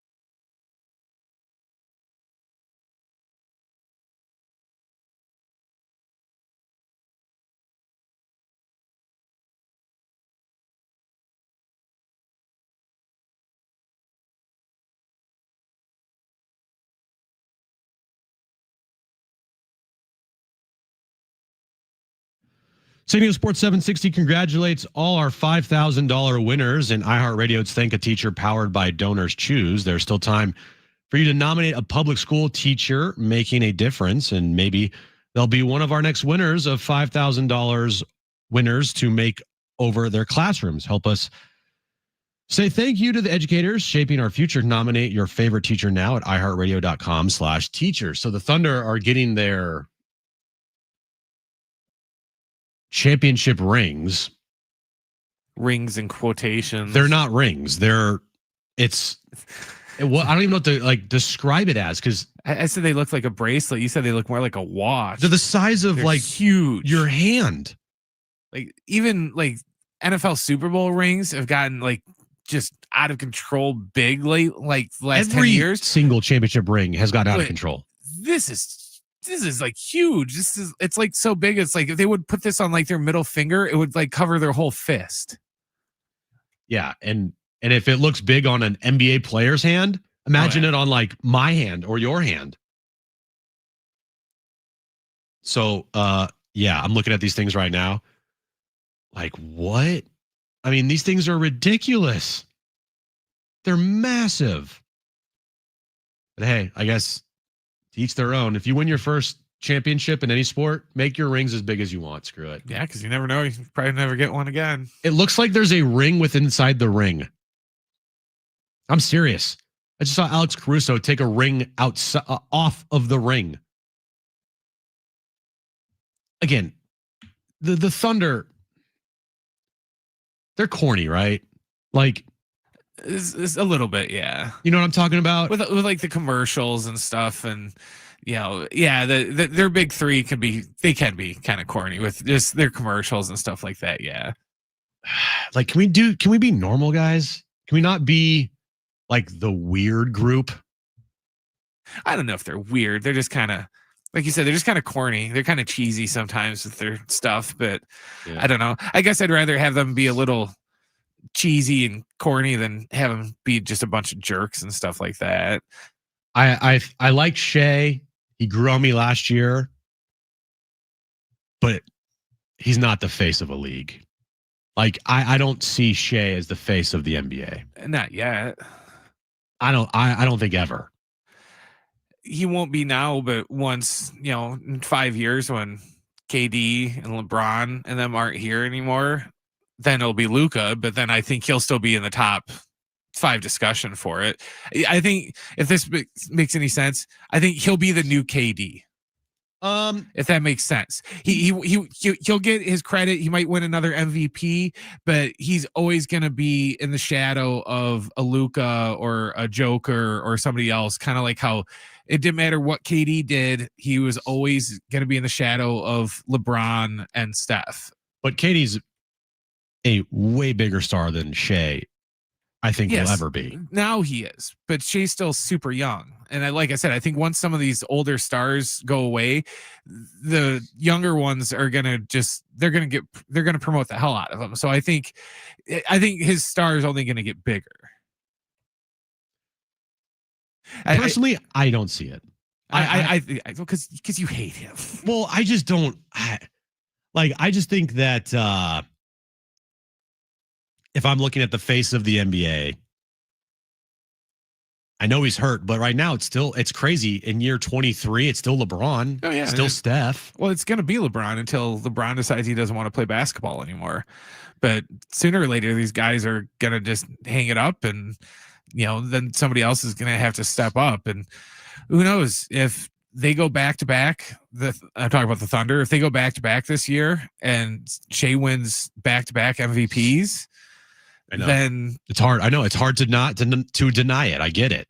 I did think it was funny. I mentioned during the break that last year when the Celtics were having their ring ceremony, you, me, and John were all sitting here on air, kind of making fun of it. Number 93. Yeah, about all like these just no name. They're not losers, but all these like no name dudes that no one's ever heard of, with the exception of like three or four Celtics. At least I knew the majority of a lot of these Thunder players, like the dudes that rode behind the Bronny Jameses of the teams that never play. I don't know them, but a lot of the players are like, oh yeah, I remember that guy. It was like, I've at least heard of that guy. It wasn't like last year with the Celtics. Interesting tidbit on the Celtics. Do you ever wonder why so many Celtics players have just like random ass numbers all the time? It's because there's so many numbers retired they don't have by the Celtics. And there's some numbers that are retired that were never even worn by players. Like you have some coaches that have numbers retired. It's very weird. I was watching an interview with Blake Griffin, and he's like, I get to the Celtics and there's like literally no numbers for me. So I had to choose number 91.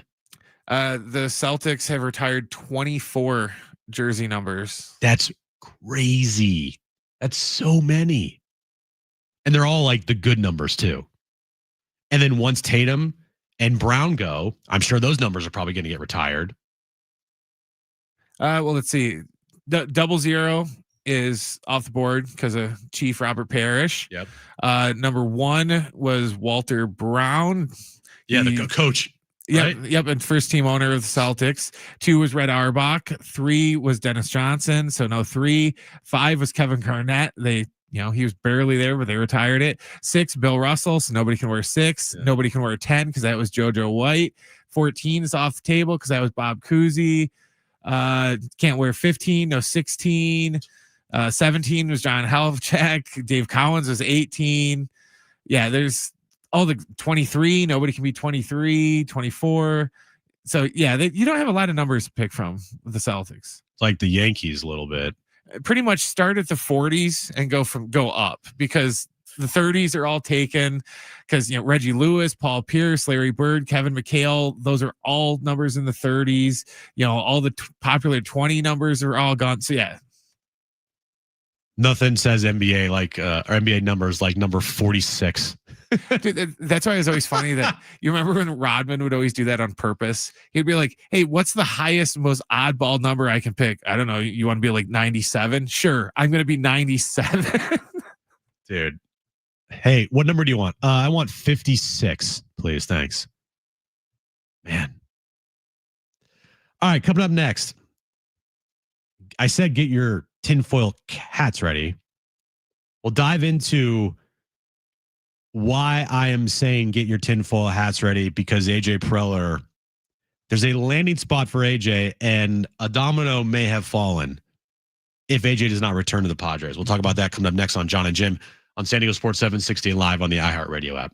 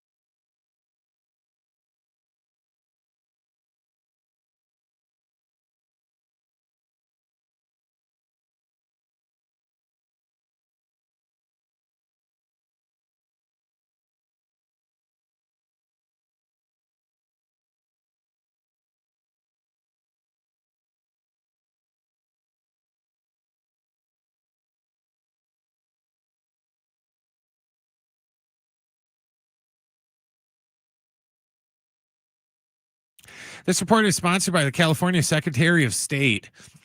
The World Series games 1 and 2 have been announced and are set for Friday and Saturday night at 5 o'clock in Toronto.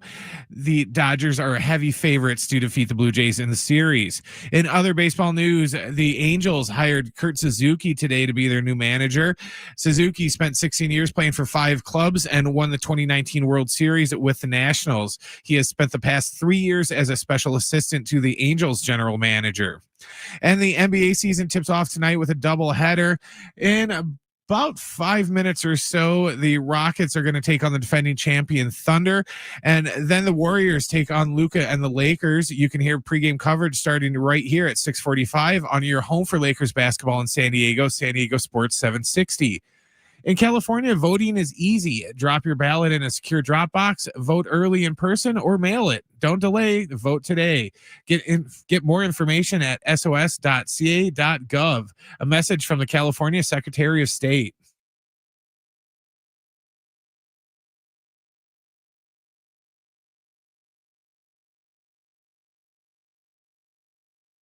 All right, back here on John and Jim. So put your tinfoil cap on, everybody. Francis Romero. He is a baseball insider, and he's gotten a lot of stuff right. So, like, if you haven't heard of Francis Romero, that's fine, but I'm telling you, this guy's legit. He reported earlier this morning. Source: the Rockies have hired scout Alvin Duran as their new Latin American supervisor and assistant to the director. He said, one of the most hardworking and talented young scouts in the industry. Like, Jim, who's that? Who's that? Why do I need my tinfoil hat for that? Well, because he was the one that successfully completed his stint with the San Diego Padres as their Dominican Republic coordinator. He also played a very, very important role in key signings such as Leo DeVries, Emmanuel Clase, and Ethan Salas. Who needs a president of baseball operation and a general manager in baseball? That would be the Colorado Rockies. I don't know. The likelihood of it happening, probably very slim. But it's interesting, nonetheless, that this guy, Alvin Duran, who played a key role in signing Leo DeVries, Emmanuel Clase, and Ethan Salas, happens to go to the Rockies. And the Rockies are looking for a president of baseball operations. And there's kind of turmoil here in San Diego with AJ Preller in the front office because Eric Grubner reportedly can't get out of his own way. Interesting. I don't know. My tinfoil hat's on and I'm looking at that and I'm like, okay. I have to keep my eye on that now, right? I got to keep my eye on that. That the Rockies took one of AJ Preller's prize scouts and hired him to be a director, their coordinator. Okay. Now, do I think AJ Preller right now, the reason why we haven't seen a contract extension with him in the Padres is because he's trying to get his way to Colorado, to the Rockies? I don't. But it's interesting nonetheless. Because you think the Rockies would like AJ Preller as their head of baseball operations? Absolutely. And you know, we talked about AJ Preller and his, maybe he wants to start fresh. Maybe he wants to go somewhere else. Maybe he looks at the landscape with the Padres and he's like, my manager just quit. I have to report to freaking Eric Grubner. John Seiler knows nothing. Like, I just want to go. Maybe he says that. Or maybe he says, I got unfinished business here. I can work in these new parameters that you're setting for me. I'm okay that I have to report to Eric Grubner now. I know things have changed, but I really want to be here and I want to stay here for a long time. So let's get something done. I don't think it's that with AJ. I think it's somewhere in the middle. I think the extreme is what I said to start with, like AJ saying, I want out. I hate these guys. I can't deal with this anymore. I have to report to Eric Grubner. Guys, I hate the guy. And I don't think it's close. I don't think it's, I'll just adapt. I'll work with whatever they tell me to do. I think it's somewhere in the middle there. And because I think it's somewhere in the middle, that means there should be a contract extension that takes place here soon. Because if you let AJ Preller walk, or if you give AJ Preller permission to speak to the Colorado Rockies for their vacant president of baseball operations position. Yo, he's gone. Right? How could you let someone talk to somebody and then they return? I mean, it's happened before, but rarely does it happen. So I think that if AJ Preller doesn't get this contract extension soon, I'm worrying a little bit. Like I'm kind of worrying just a tad bit here that something could happen. Because like I said, it's October 21st. All right. The season ended on October 2nd. And AJ Preller still has not gotten a contract extension.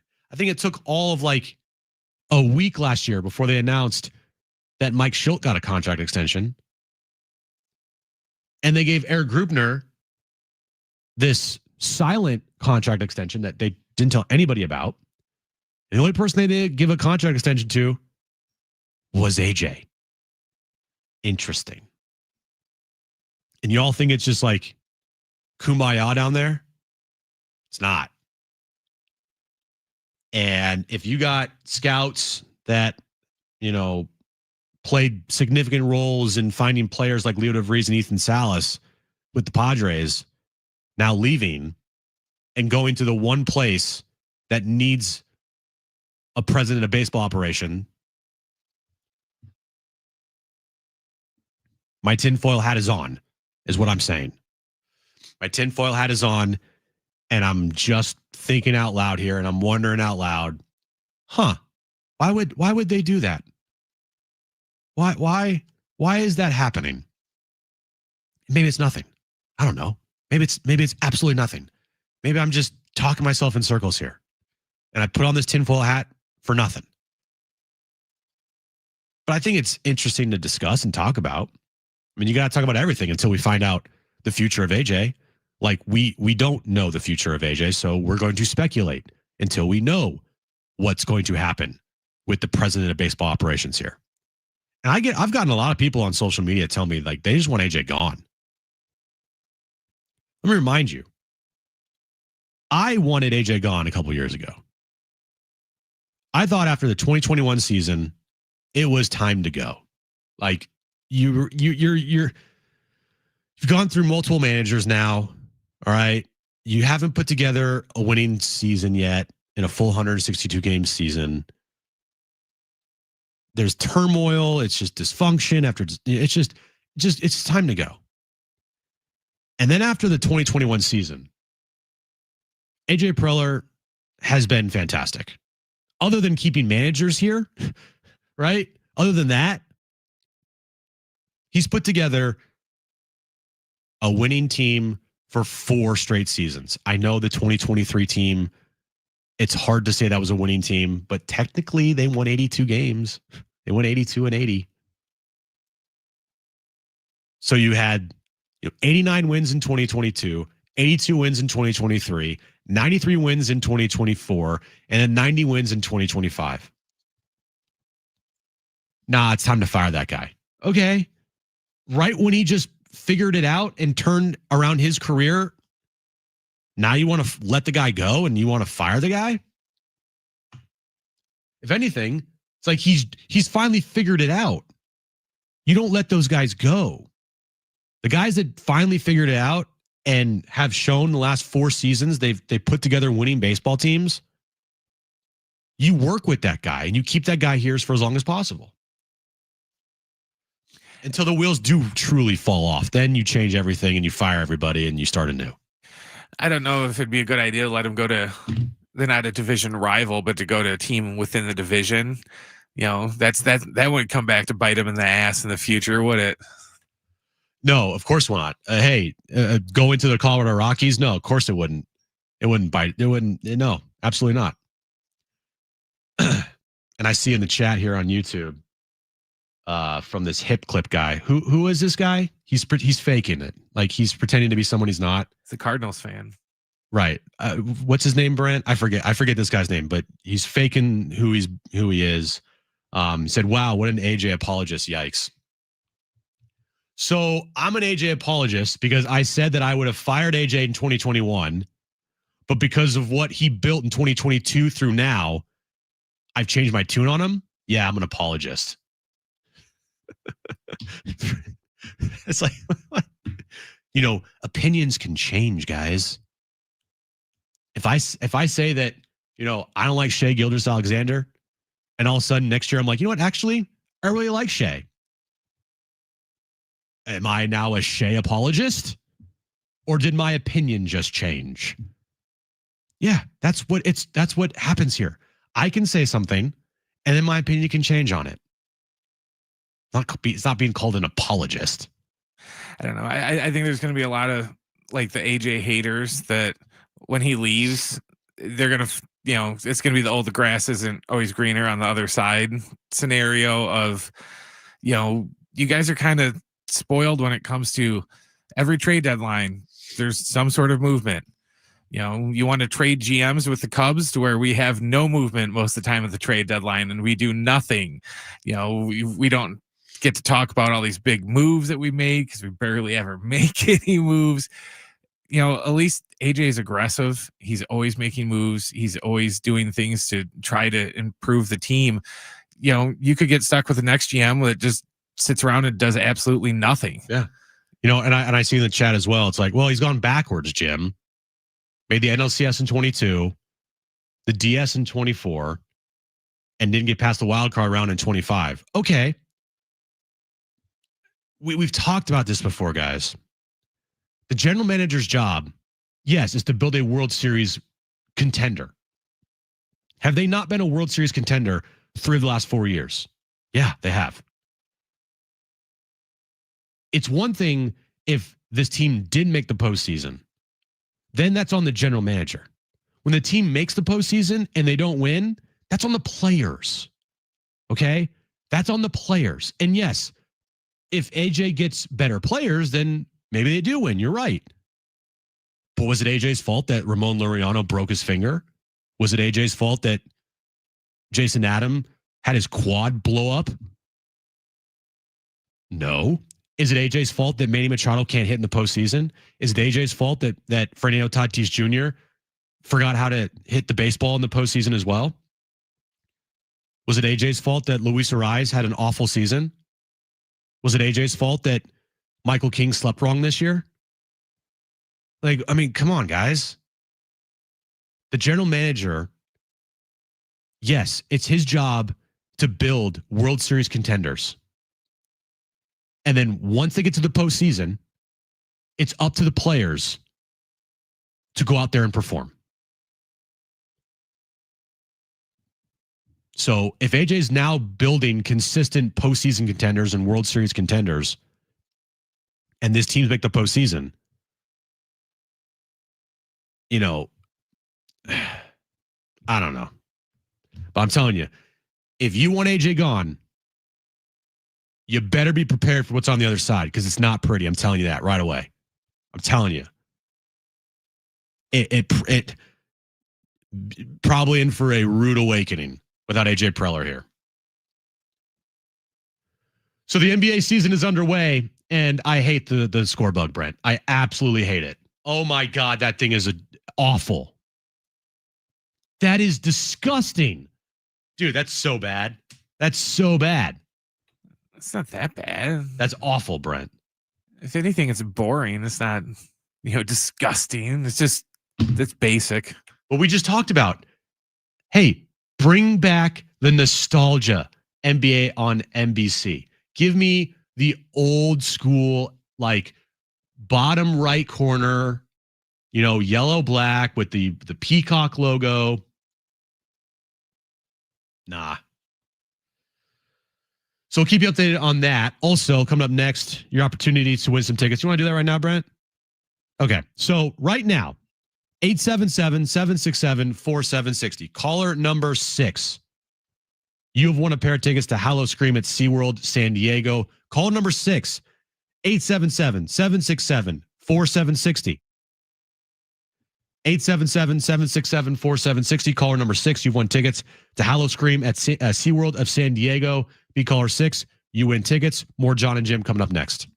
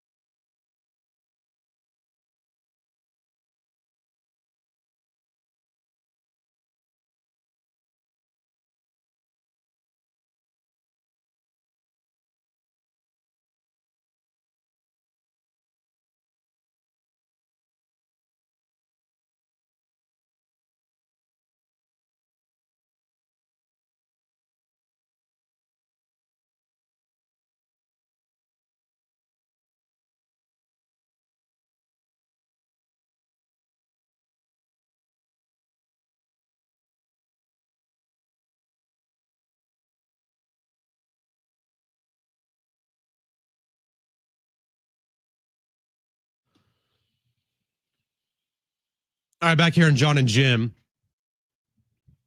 We haven't really talked about it yet because it's only Tuesday, but might as well start.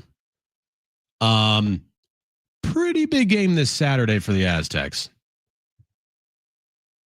San Diego State 5-1 on the year. Fresno State, I think they're 4-2 on the season. It's going to be an afternoon game on the road. I think it's going to be a blackout at 12:30 in the afternoon. But, San Diego State's already getting AP top 25 votes. And what they did against Nevada, for me, I'm like, all right, I'm in. I'm on the bandwagon. Like, I'm on. Now, if they go to Fresno and they beat Fresno, I mean, it's on, Brent. Like, this, we are going to have legitimate conversations, not only about the Mountain West Conference regular season championship, which is firmly in play already, but could they pull off a potential bid to the college football playoff? It's too soon for that. I think it's still too soon, but at the same time, don't let that conversation distract you from the fact that still this is a good football team. I think I think it's pretty fair to say right now they are a good football team. We'll see how good they can be, but at this moment in time, they're a good football team, and I'm loving what I'm seeing from year 2 Sean Lewis. I was pretty critical of Sean after year 1. Like, hey, that was not good. Year 1 was not good. And I think year 2 is going to be really important for Sean. Because if you get out of year 2 and we're still seeing the same things as we saw in year 1, no one's going to have confidence. Even if you were to turn things around later in your tenure, it's just not. You need, especially with where this Aztec program is right now, you needed something to happen quickly. Now, I'm sure everyone would have preferred it to happen last year, but still, in year 2, it's a pretty quick turnaround from where they were, 3-9 or 3-8 last year to, you're 1 win away from bowl eligibility. You're 5-1 on the year. You're getting AP top 25 votes right now already. People are talking about you as a dark horse for the college football playoff. You're firmly in the mix to win the Mountain West Conference championship.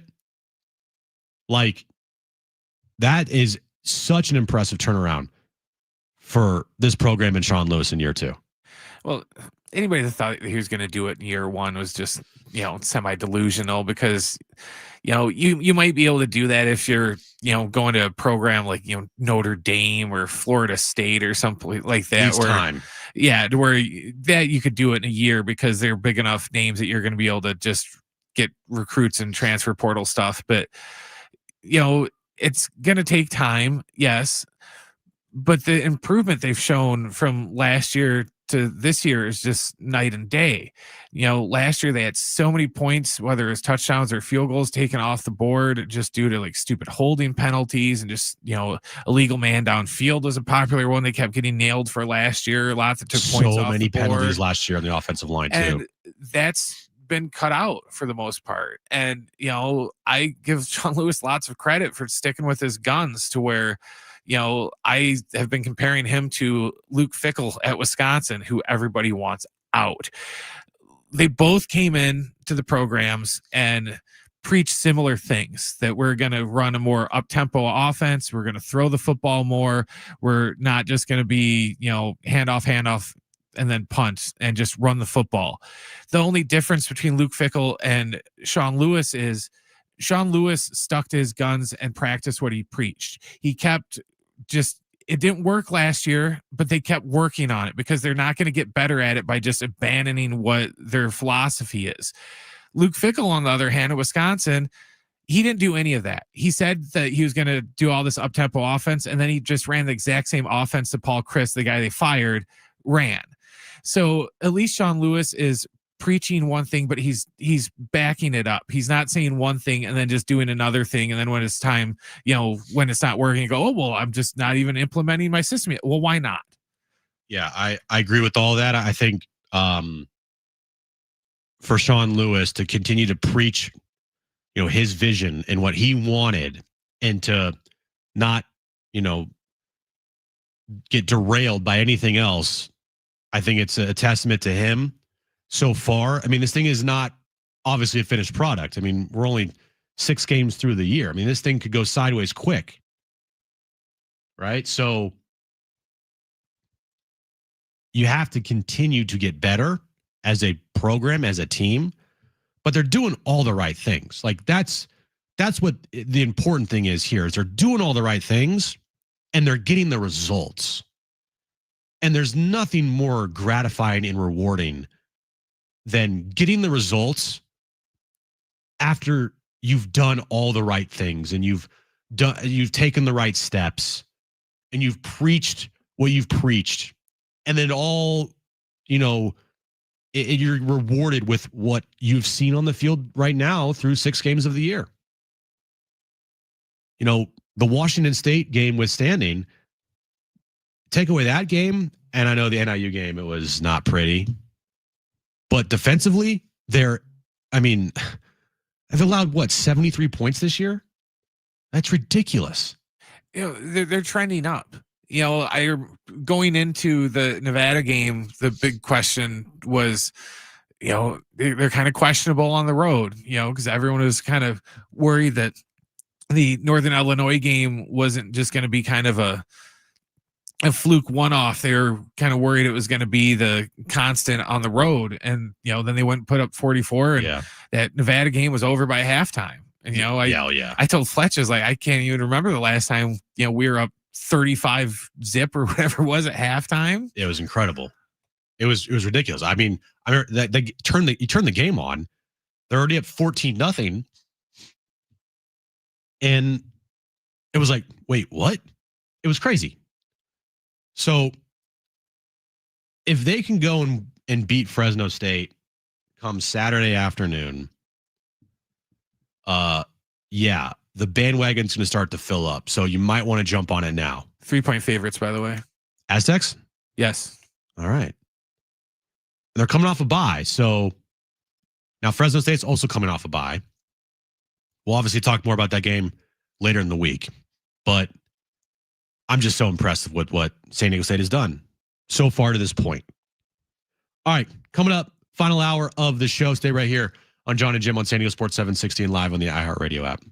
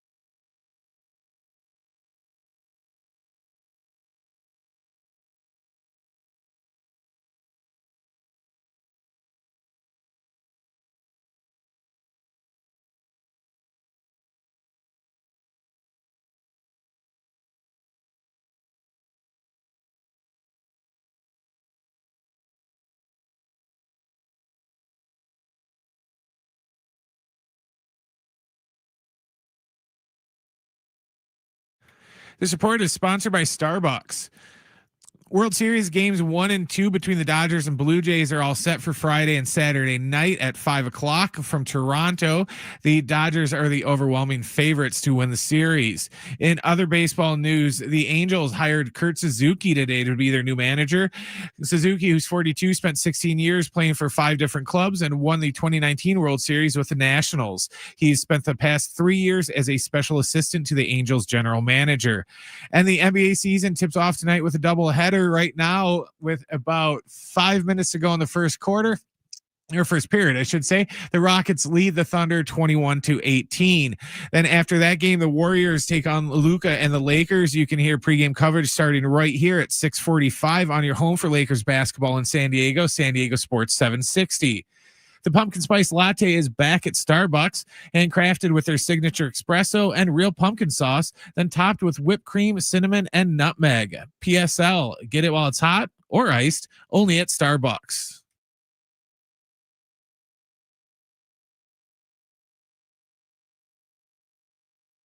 Questions abound for the Padres. Pujols is the new manager, and who makes the hire? What do you think? The Aztecs head out to Fresno this weekend. Is Aztec Fast finally taking hold with the Scarlet and Black? The NBA season tips off tonight with Lakers versus Warriors right here on San Diego Sports 760. Plus, we have a World Series matchup. Do they sell poutine at Dodger Stadium? Fries, cheese, and gravy. How can you go wrong? Yummy. We talk about it all from the San Diego Sports 760 studios with John and Jim. All right, 4th a.m. final hour of John and Jim. The NBA is underway. The Thunder lead the Rockets 23-21 with 4 minutes left in the first quarter there. Lakers Warriors tonight, 7 p.m. tip-off. You can listen to that game right here on San Diego Sports 760. The World Series is set. Going to start on Friday night in Toronto. Blue Jays, Dodgers, college football this weekend. We had an NFL doubleheader last night. All the sports are happening. All the sports. Which is once again why October is the best sports month on the calendar. I mean, it's just my point is being proven right in front of everyone's eyes. I mean, it's just like a sports overload. Last night, Brent, I was getting ready for bed and I'm like, why is this Seahawks Texans game still on? Because they started late. I know, but it didn't like register in my head. I'm like, it's 10:45 and there's like 4 minutes left to go in the fourth quarter. I was like, what's happening right here? Well, that's what we wanted because, we didn't want them to overlap the Monday night doubleheaders. So how about we just have like, I don't know, one Monday night football game? Nah, we have to have 2. No, because it's part of ESPN's deal. Yeah, That new contract just guaranteed them X amount of games, and the only way they can squeeze them in is by doing these double headers. Like, I don't want to hear Chris Fowler and whoever else is on the broadcast. Who they have on? I think Dan Orlovsky and I can't stand Orlovsky. Someone else, I forget. But I'm like, I want to hear Joe Buck and Troy Aikman. Chris Fowler, not so much. But anyway, all the sports are happening. And the World Series is set. We all know what's going to happen. It's like one of those things where we look up the spoilers for a movie before we see the movie. And then we go watch the movie, hoping that the spoilers weren't true, but they're actually true. And it's like, oh, dang it. And you're not surprised by anything. Like if I went back and I told you that Tony Stark dies in Avengers Endgame, spoiler alert. And you're like, that doesn't happen. And then you go watch the movie and it happens. You're like, what the hell? Now it's a little different because we didn't know that Tony Stark was going to die in Avengers Endgame. But we know, and we knew that like the Avengers were going to win. We know that the Dodgers are going to win the World Series. I just don't see a world where they don't. In a world. I don't see with Ohtani, Yamamoto, Glasnow, and Snell. I don't see the Blue Jays beating that 4 4 times in a 7-game series. The only thing I can hope for is baseball. You can go cold really quick and with no like lead up to it. Look at Milwaukee. Milwaukee just, they have the best record in baseball, and then they just go ice cold. They could barely score against the Cubs, and then they can't score it. That's all Milwaukee, against though. the Dodgers. Yeah, I know, but I'm still saying that it can happen to anybody, is my point. It could. That, there's nothing to say that all of a sudden the Dodgers bats can't go cold. And, if the Blue Jays score runs like they did in that Yankees series, I think that they might be able to take, go 7 games. Well, the Yankees pitching is not the Dodgers pitching, is what I'm trying to say. And, Blake Snell is rolling right now. Yoshinobu Yamamoto's had a fantastic year. Tyler Glasnow has been great. And, oh, by the way, Shohei Ohtani, he's just getting better and better as a pitcher as the season goes on here. Yeah, but the Blue Jays also aren't the Brewers lineup. We always talk about how the Padres don't have anybody in their lineup that would, quote, scare you. The Brewers didn't have anybody in their lineup that would scare you either. But, the Blue Jays do. They do. I'd be pretty scared of Vlad Guerrero Jr. And I would be terrified of Vladimir Guerrero Jr. So, yeah. So, I don't know. I still feel like the Dodgers will win, but I don't think it's as cut and dry as what everyone is just like, if they're going to win, it's a sweep. Not even watch. I think it's going to be more competitive than what everyone thinks. Now, the Blue Jays do have home field here in the series. Look, I don't know how much of a factor that's going to play, but it's something, right? It's something. And we'll talk more about the series later in the week. I just think off first glance, it's hard for me to envision the Dodgers not winning the World Series. Yeah. But, last night, going back to Game 7, if you know a Mariners fan today, just wellness check. Just give them a hug. Just give them a hug. You don't have to say anything. You don't have to ask them how you're doing. You don't have to try to talk about the game. You don't even have to talk about anything. Just, if you know a Mariners fan, all you got to do is just give them a hug. And if you know a Mariners fan and you're not able to give that person a hug, just send them a text. Be like, I'm thinking of you. That's all you got to do. That is one of the most brutal losses I've seen in a while. For a franchise that was as close as they were to reaching their first World Series in team history.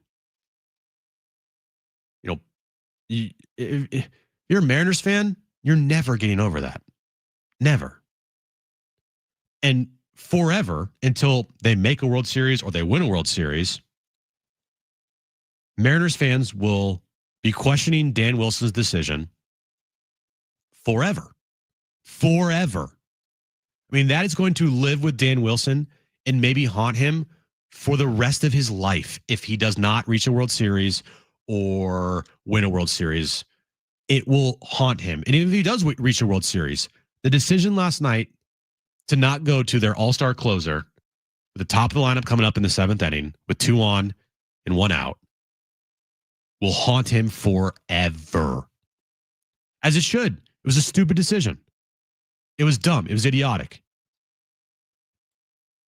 I hate when managers in the postseason tell you, well, we've been doing that all year long. It's not Tuesday in July. It's game freaking 7. Has Munoz, their closer, who has been all year long, didn't allow a hit until he came in the game last night, and he has not allowed a run in the postseason. Barely's even pitched, by the way. We're saving him for the 9th. Or maybe 5 outs, for the 8th. What? Instead, you're going to use a guy that's pitched every single game for you in the postseason? In a way, doesn't it kind of give you flashbacks to the Padres Phillies? Yes. I was going to go there. It brought me back to, now I think This was a little more extreme because it was the 7th inning, but still, I'm going Munoz there every day of the week.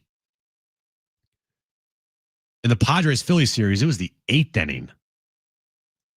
So that pissed me off even more. Oh, we've used Robert Suarez that's where he's been all year long. Now there was things at play there that at the time we didn't fully know about. We had speculation. And what it was Josh Hader was not going to pitch more than 3 outs. Excuse me. He was not going 5 outs. And that was a Josh Hader thing. He was more about himself than the team. F Josh Hader. Bum. But yeah, it did bring me back. It brought me back to that moment where I'm like, desperate times call for desperate measures. And if you're a manager in baseball, in the biggest moment of your season, and you're relying or falling back on, well, we've done it like this the whole entire season, you're going to lose. And you should lose. Like, are you serious? If you get beat, if Andres Munoz goes out there, right, and he gives up the same exact result to George Springer, 3-run homer. Yeah, it's going to suck. And it's going to be the worst feeling ever if you're a Mariners fan today. But you take out the what if. Now there might be what if. Oh, you should have kept in Brian Wu. Okay. But you had your all-star closer in there that hasn't given up a hit all postseason long. I just think Dan Wilson completely fumbled that situation last night. And if I was a Mariners fan, I would be absolutely furious. Furious.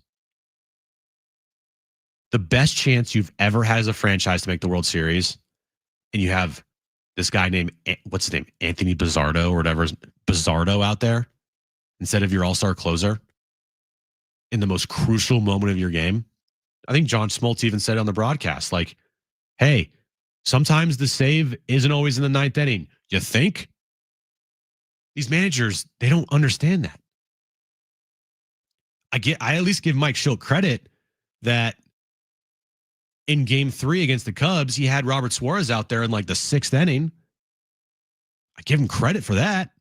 Now, Robert Suarez didn't do his job because he gave up a run, but at least the thought process I agreed with. Hey, I'm putting my closer in this situation versus this part of the order because I got to keep it 2-1. Didn't work out, but I'm not faulting him for that.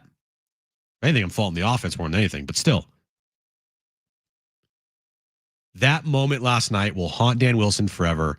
And Mariners fans, I am so sorry. Because that now becomes the most heartbreaking moment that you'll ever experience in your life as a sports fan if you're a Mariners fan. Nothing can help and nothing will ease the pain of last night being 8 outs away from the World Series and your manager just decides that I'm going to put in this guy instead of our closer in game 7 because this is what we've done all year long. Wow. Idiotic. Dan Wilson, bro. Brutal. All right. Coming up later this hour, if you missed our conversation with Alan Slewa, we're going to bring that back for you at the bottom of the hour. So stay with us right here on John and Jim on San Diego Sports 760 and live on the iHeartRadio app.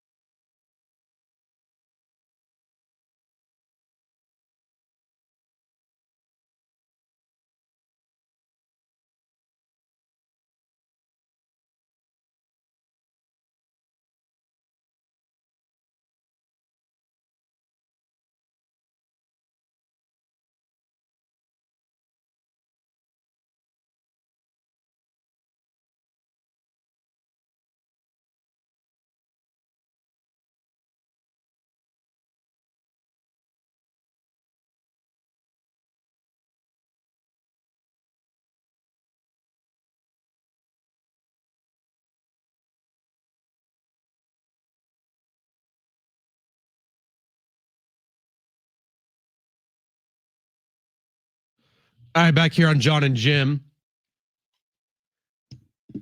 So when Mike Schultz quit last Monday, so Tuesday, Wednesday, so it's been 7 days. It's been a week, about 8 days, I guess. So we are in day 8 of Padres Managerial Watch 2025, and we have one name, or I guess we have 2 names on the list for the Padres' next manager, which is Albert Pujols and Ruben Niebla. And today we got 2 more names, one of which will or has interviewed with the Padres. Another is someone throwing their hat in the ring of I want to be the manager. And those 2 names, Brian Esposito, Padres bench coach for the last 2 seasons, and Carlos Hernandez. He's now on the Spanish broadcast team for the Padres. He was on the 98 team. You remember the name. You remember Carlos Hernandez, fan favorite. Do those names do anything for you out there? I mean, I think it would be kind of hilarious if they hired Carlos Hernandez, because they would have effectively hired a broadcaster to be their next manager. Not saying Carlos Hernandez would be a bad manager. I just think it would be funny that you would say, well, Padres have hired their Spanish announcer, Carlos Hernandez, to be their manager. That would be insane to me. Like, what? Brian Esposito, that would literally do nothing for me. It would be just like, okay. I mean, it would like be eating tofu. It would be like blah. Albert Pujols, he's the guy I want. Ruben Niebla, it would do something for me.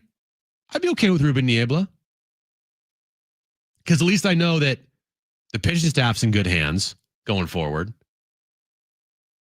It wouldn't be like uber exciting, but Ruben Niebla has been a pretty key contributor to this pitching staff the last 4 seasons. I mean, if y'all remember, after they fired Jace Tingler and that whole disaster with their coaching staff, that coaching staff was a disaster, by the way. Before they hired Bob Melvin, they hired Ruben Niebla. Ruben Niebla was the first person that AJ Preller hired after the disaster of Jace Tingler. So does that kind of tell you that maybe they want Ruben Niebla, or he has a good shot at being manager here? If you go all the way back to 2022 and remember that Ruben Niebla was the first person that was hired after the Jace Tingler fiasco, and then Bob Melvin was hired. Interesting. But Brian Esposito, Carlos Hernandez, put those names on the list. So I got 4. There might be others, but Ruben Niebla, Albert Pujols, Carlos Hernandez, even though there's no report of him interviewing for the job, he just wants the job, and Brian Esposito. Okay. Albert Pujols, to me, he's the guy. I'm waiting to see kind of that, like, oh, that's an interesting name other than Albert Pujols. I'm sure there'll be more names tomorrow, and I'm sure there'll be more names come Thursday and more names come Friday and Saturday, Sunday. And who the hell knows when AJ Preller is going to hire a manager, or if AJ Preller is going to hire the manager, or if AJ Preller is going to even be here, or if he's going to get a contract extension. So now we just wait. We're in day 8 of Manager Watch 2025. We had a quick drive-by caller that said, do remember Jerry Coleman came from the broadcast booth. So there has been one exception to the rule. You are correct, but this also is 2025. That's correct. When did Jerry Coleman manage? A long time ago, right? Yeah. I'm looking it up right now because I got to get this right.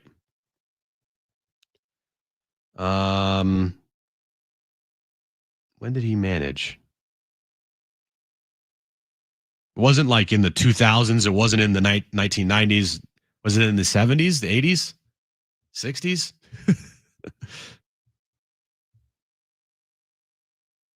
Yeah, that's not, guys.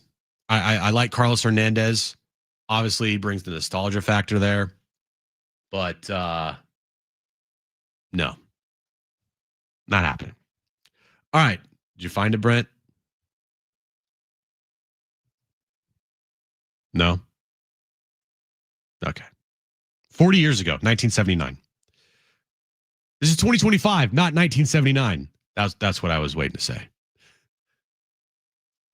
All right, coming up next. Yeah, maybe they're due, Oh, yeah. Just like Rob Parker said, just because Shohei did something that hasn't been done since Babe Ruth, maybe this will be the same thing. Biggest clown in the media game, Rob Parker. All right, coming up next, Alan Sliwa. He joined us earlier in the show to talk about the NBA season getting underway tonight and the Lakers taking on the Warriors, which you can hear right here on San Diego Sports 760. You're going to hear our conversation with Alan coming up next on John and Jim on San Diego Sports 760 and live on the iHeartRadio app.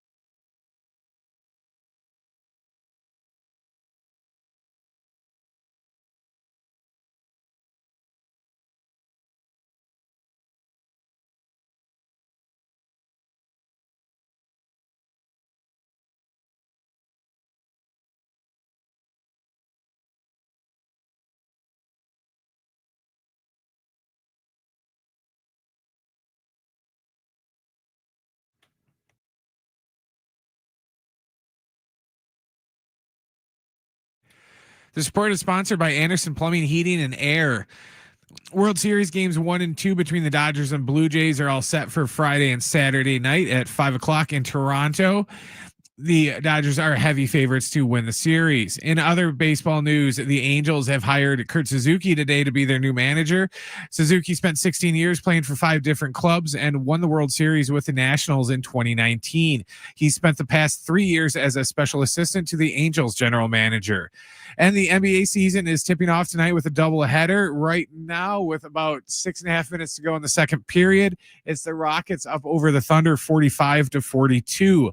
Later on tonight, the Warriors take on Luka and the Lakers. You can hear pregame coverage beginning right here at 6:45 on your home for Lakers basketball in San Diego Sports 760.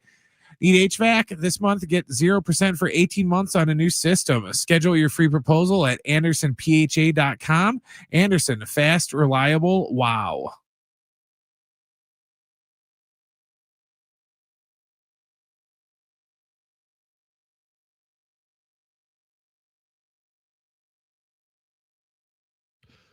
All right, so Lakers Warriors tonight, 7 p.m. tip-off time in LA. You can listen to that game right here on San Diego Sports 760.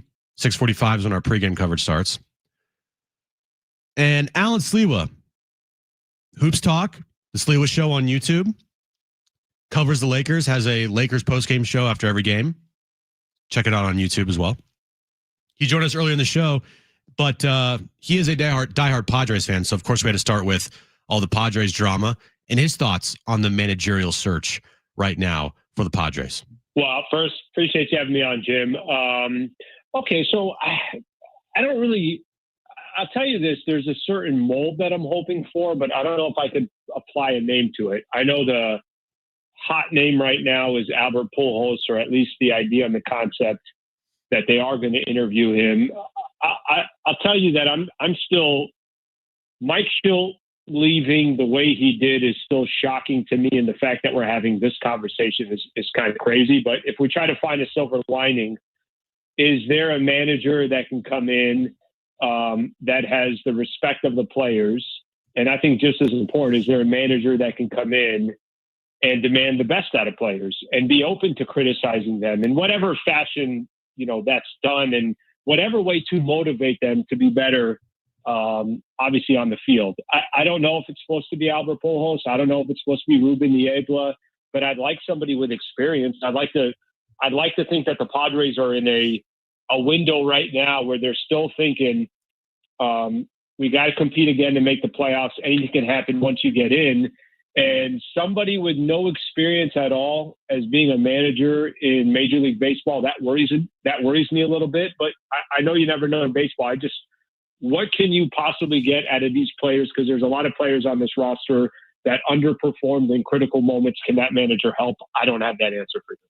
Yeah, I don't think anybody has the answer for anybody, because right now, whoever they hire, if it is a first-time guy, like, nobody knows. And even if they do bring in somebody with experience, nobody knows there either. So sure. It's kind of a crapshoot. Like, it's one of those things where whoever they hire, you hope for the best and you hope they stay here for longer than 2 years, because right now the pattern with this franchise is managers around here, they have a shelf life of 2 seasons, and that is it. So Padres looking for a new manager, Lakers looking for, another trip back to the NBA Finals. They're starting the season without LeBron for about a month or so. Don't know the exact timetable on that, but tonight they tip off against the Warriors. Luka, full season of Luka for the Lakers. For you, Alan, heading into this season, what's the biggest storyline with the Lakers? Look, I don't think it's going to be Luka, because I feel like I already know what Luka is going to bring to the table. I already know Luka's probably going to be 38-8 a night, and I think you could just kind of put that to the side.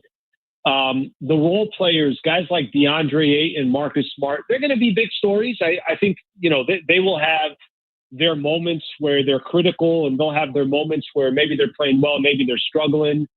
I think for me, there's 2 players that I have in mind. I think trying to figure out what LeBron is in his 23rd season in the NBA is interesting. It is fascinating. And this is the first time he's not going to be there for an opener, let alone probably not come back till mid-November. Is LeBron going to see this steep decline like we've expected for the last 4 years and been wrong? Or is he just going to kind of continue? Yeah, here's another 24, 6-6. So I think the LeBron piece of this is interesting. I think the way the summer went with LeBron, a little extra noise. The fact that the Lakers didn't offer, at least it didn't seem like they offered, a contract extension. He didn't get another 1+1. This will be the final year of his contract. I do think that's kind of how can that not be the biggest thing that's you're watching as the season progresses? The other player I will just say, Austin Reeves is, I do my show every morning, obviously on YouTube. And I will tell you that if there's one player that is getting so much heat before anything even started, it's Austin Reeves.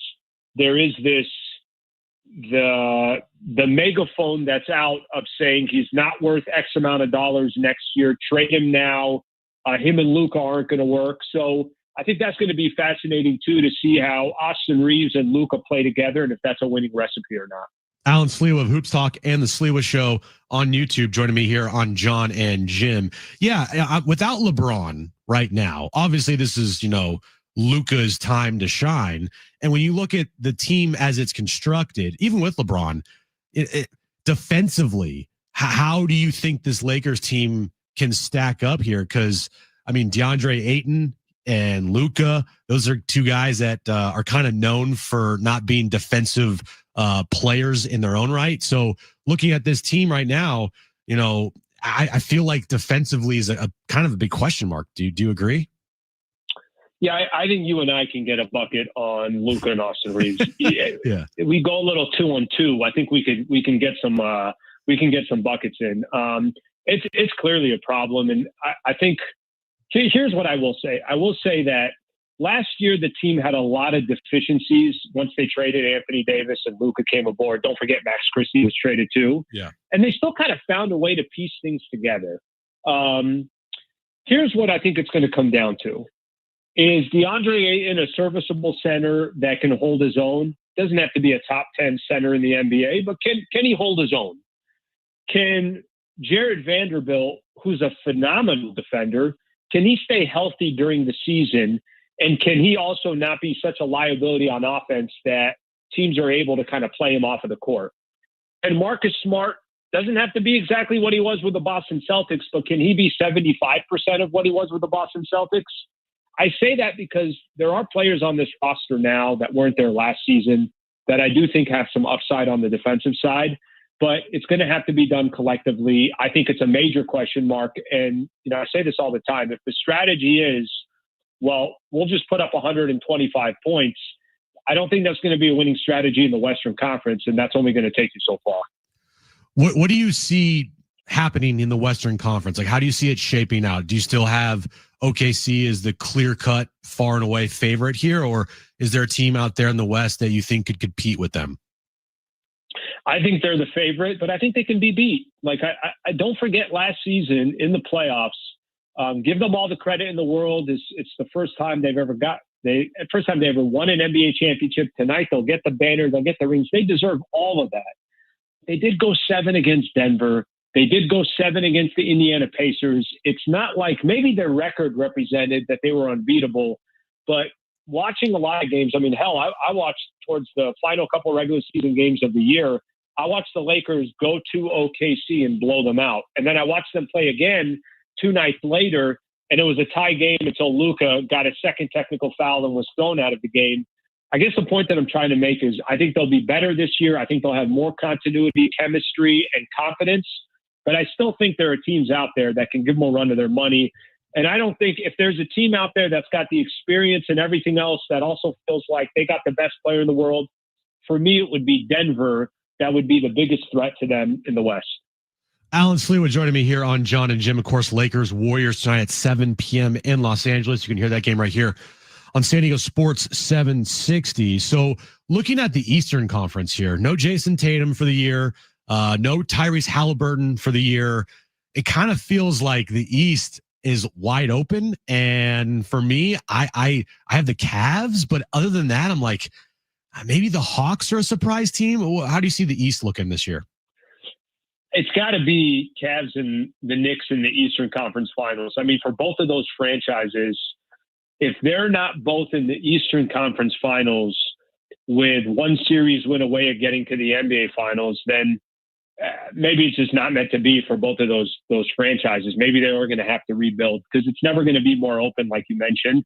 And it doesn't mean other teams can't make some noise, like the Orlando Magic or the Atlanta Hawks or Giannis, obviously, and the Milwaukee Bucks. They're always going to be in the mix, but it's never going to look like this again. Eventually, Tatum is going to come back. Eventually, other teams in the Eastern Conference will just get better. So you got two really good teams with a lot of phenomenal performers in the Knicks and in the Cavs, but you also got two teams that once the Knicks got past Boston, you thought that was a free reign to the NBA Finals. We saw what they did. The Cavs, I don't think they've been past the second round with that iteration of their team. So it's got to be one of those two teams that are representing the East. If it's not, then maybe those two franchises got to look in a different direction. All right, so Lakers Warriors tonight, 7 p.m. in LA. You have a post-game show on YouTube, correct? Yes, sir. All right, so you can check out Alan after the Lakers Warriors game tonight on his YouTube channel. Enjoy the game tonight, Alan, and we'll talk to you down the road. All right, man? All right, Jim. Thanks, brother. All right, there's Alan Slewa there. Of course, Lakers and Warriors tonight, 7 p.m., 6:45 is when our pregame coverage starts there. We're almost at the half of the opener between the Rockets and the Thunder. And from all accounts, the NBC broadcast has been an absolute home run so far, which, I mean, it has to be. They paid how many billions of dollars for this thing? For the rights back. It's been 23 years since the NBA was on NBC. And right now, the Rockets are leading the Thunder 53-45 with a minute 30 left in the first half. I said the Rockets are going to be good. I think the loss of Fred VanVleet really is going to hurt them, but I still think they're going to be really good. If they had Fred VanVleet, I would have picked them to win the NBA title. But without Fred VanVleet, I think it's gonna be tough. But still, they're one of the better teams in the Western Conference and in the NBA as well. All right, so coming up next, we'll wrap up the show with my back page. Stay with us right here on John and Jim on San Diego Sports 760 and live on the iHeartRadio app.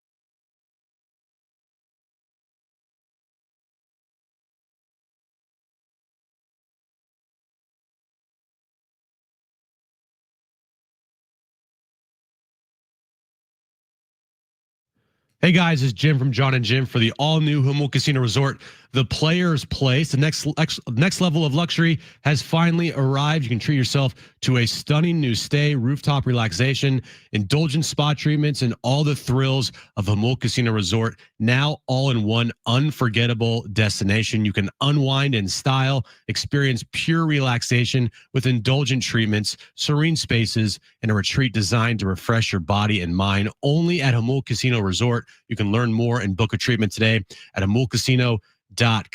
Also, you can savor San Diego's ultimate endless dining experience at Hamul 23, from their world-famous lobster brunch served every morning to the luxurious VIP endless dining experience each evening. Indulge in chef-curated specialties, fresh seafood, prime cuts, and decadent desserts, all with stunning panoramic views. That's all at the brand new Hamul Casino Resort, the Players Place.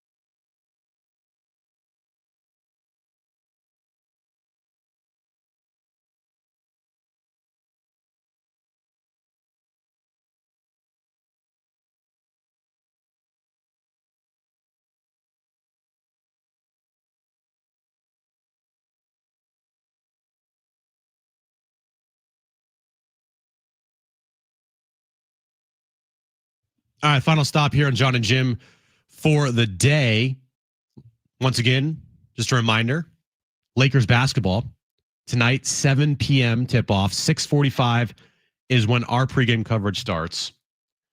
Interesting, because as of right now, we just went to the half between the Thunder and the Rockets, and it's 5:48. So I'm kind of wondering here, is this game going to be over by the time 7 p.m. tip-off?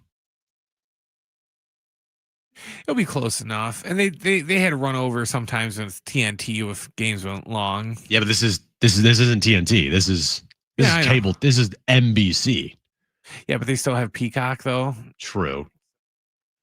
My guess is if it runs long, they'll go, oh, you can catch the Lakers Warriors in its entirety on Peacock, and then once it's over, they'll switch over. They have back to NBC. Yeah, they have a plan in place, but we're at the half. In at game least the one, mics are working now. At least the mics are working. 57-50 Rockets over the Thunder at the half. So we have a good game there. All right, Brent, let's get to my back page.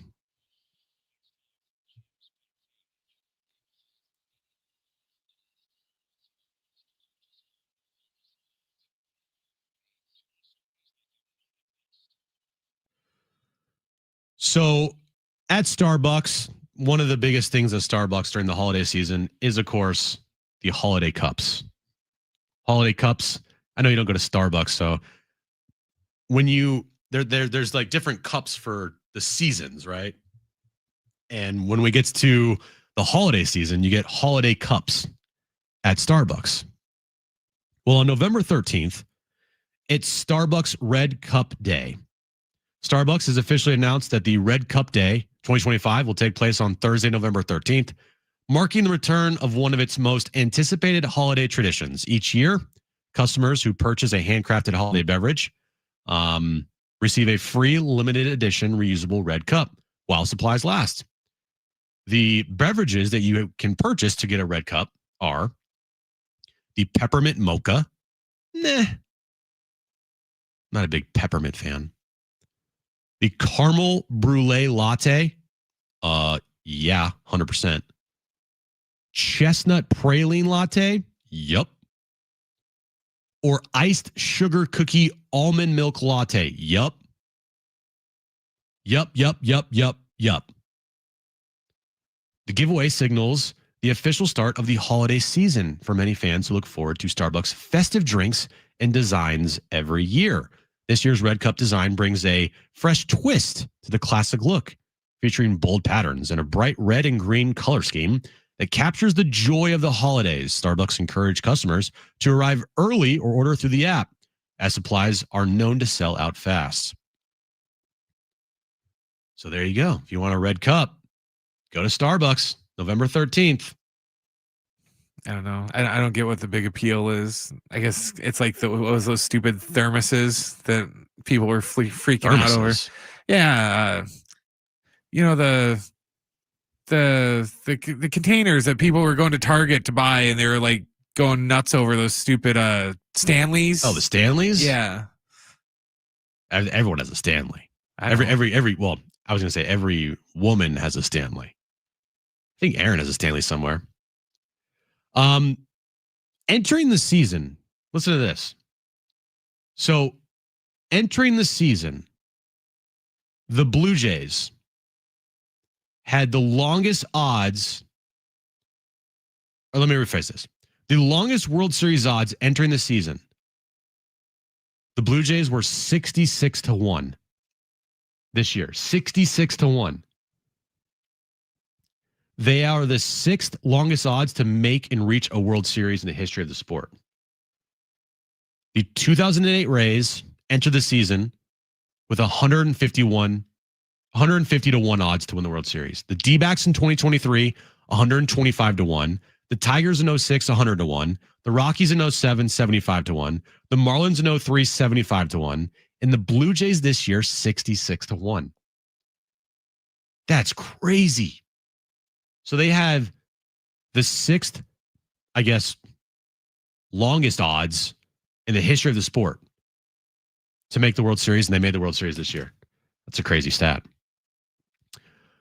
Michael Jordan's rookie autograph card. Oh, yeah, I saw that today.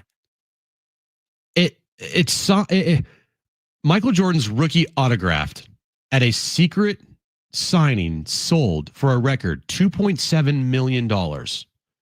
What? An autographed 1986 Fleer Michael Jordan rookie card recently sold for $2.7 million in a private deal brokered by Golden.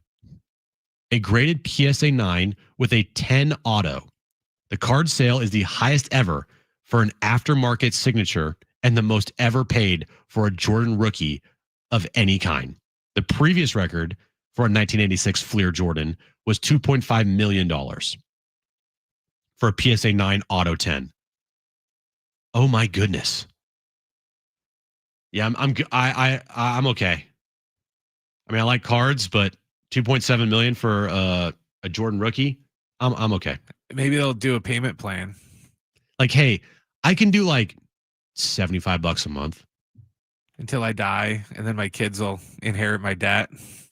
So they die, and then their kids will get it, and their kids. So let's see here. It'd only take me 3,600 days to pay that off. And that would be 98 years. It's fine. It's not that bad. I could pay it off in 98 years, right? Yeah. We're good. Finally, a meteorite authenticated, having come from Mars, sold in an auction for $83,000. Yeah, but if Jordan would have autographed it, it'd be worth $3 million. It was discovered in 2019. Do I want a meteorite from Mars for $83,000? Let me answer that for you. That's a no. Because it looks like a rock. It literally is a rock. Little orange in it. I wouldn't want it because I've seen enough movies to know that like some alien thing will come crawling out of that in your sleep. Yeah, it turns into an alien, kills you, takes over the human race. We're all dead. Congratulations. You're dead and you've just lost $83,000. All right, that'll do it for today's show. Thanks to Alan Sliwa. Thanks to Brent. Thanks to all of you out there for watching on YouTube, interacting on the show on the text line. Appreciate all you guys out there.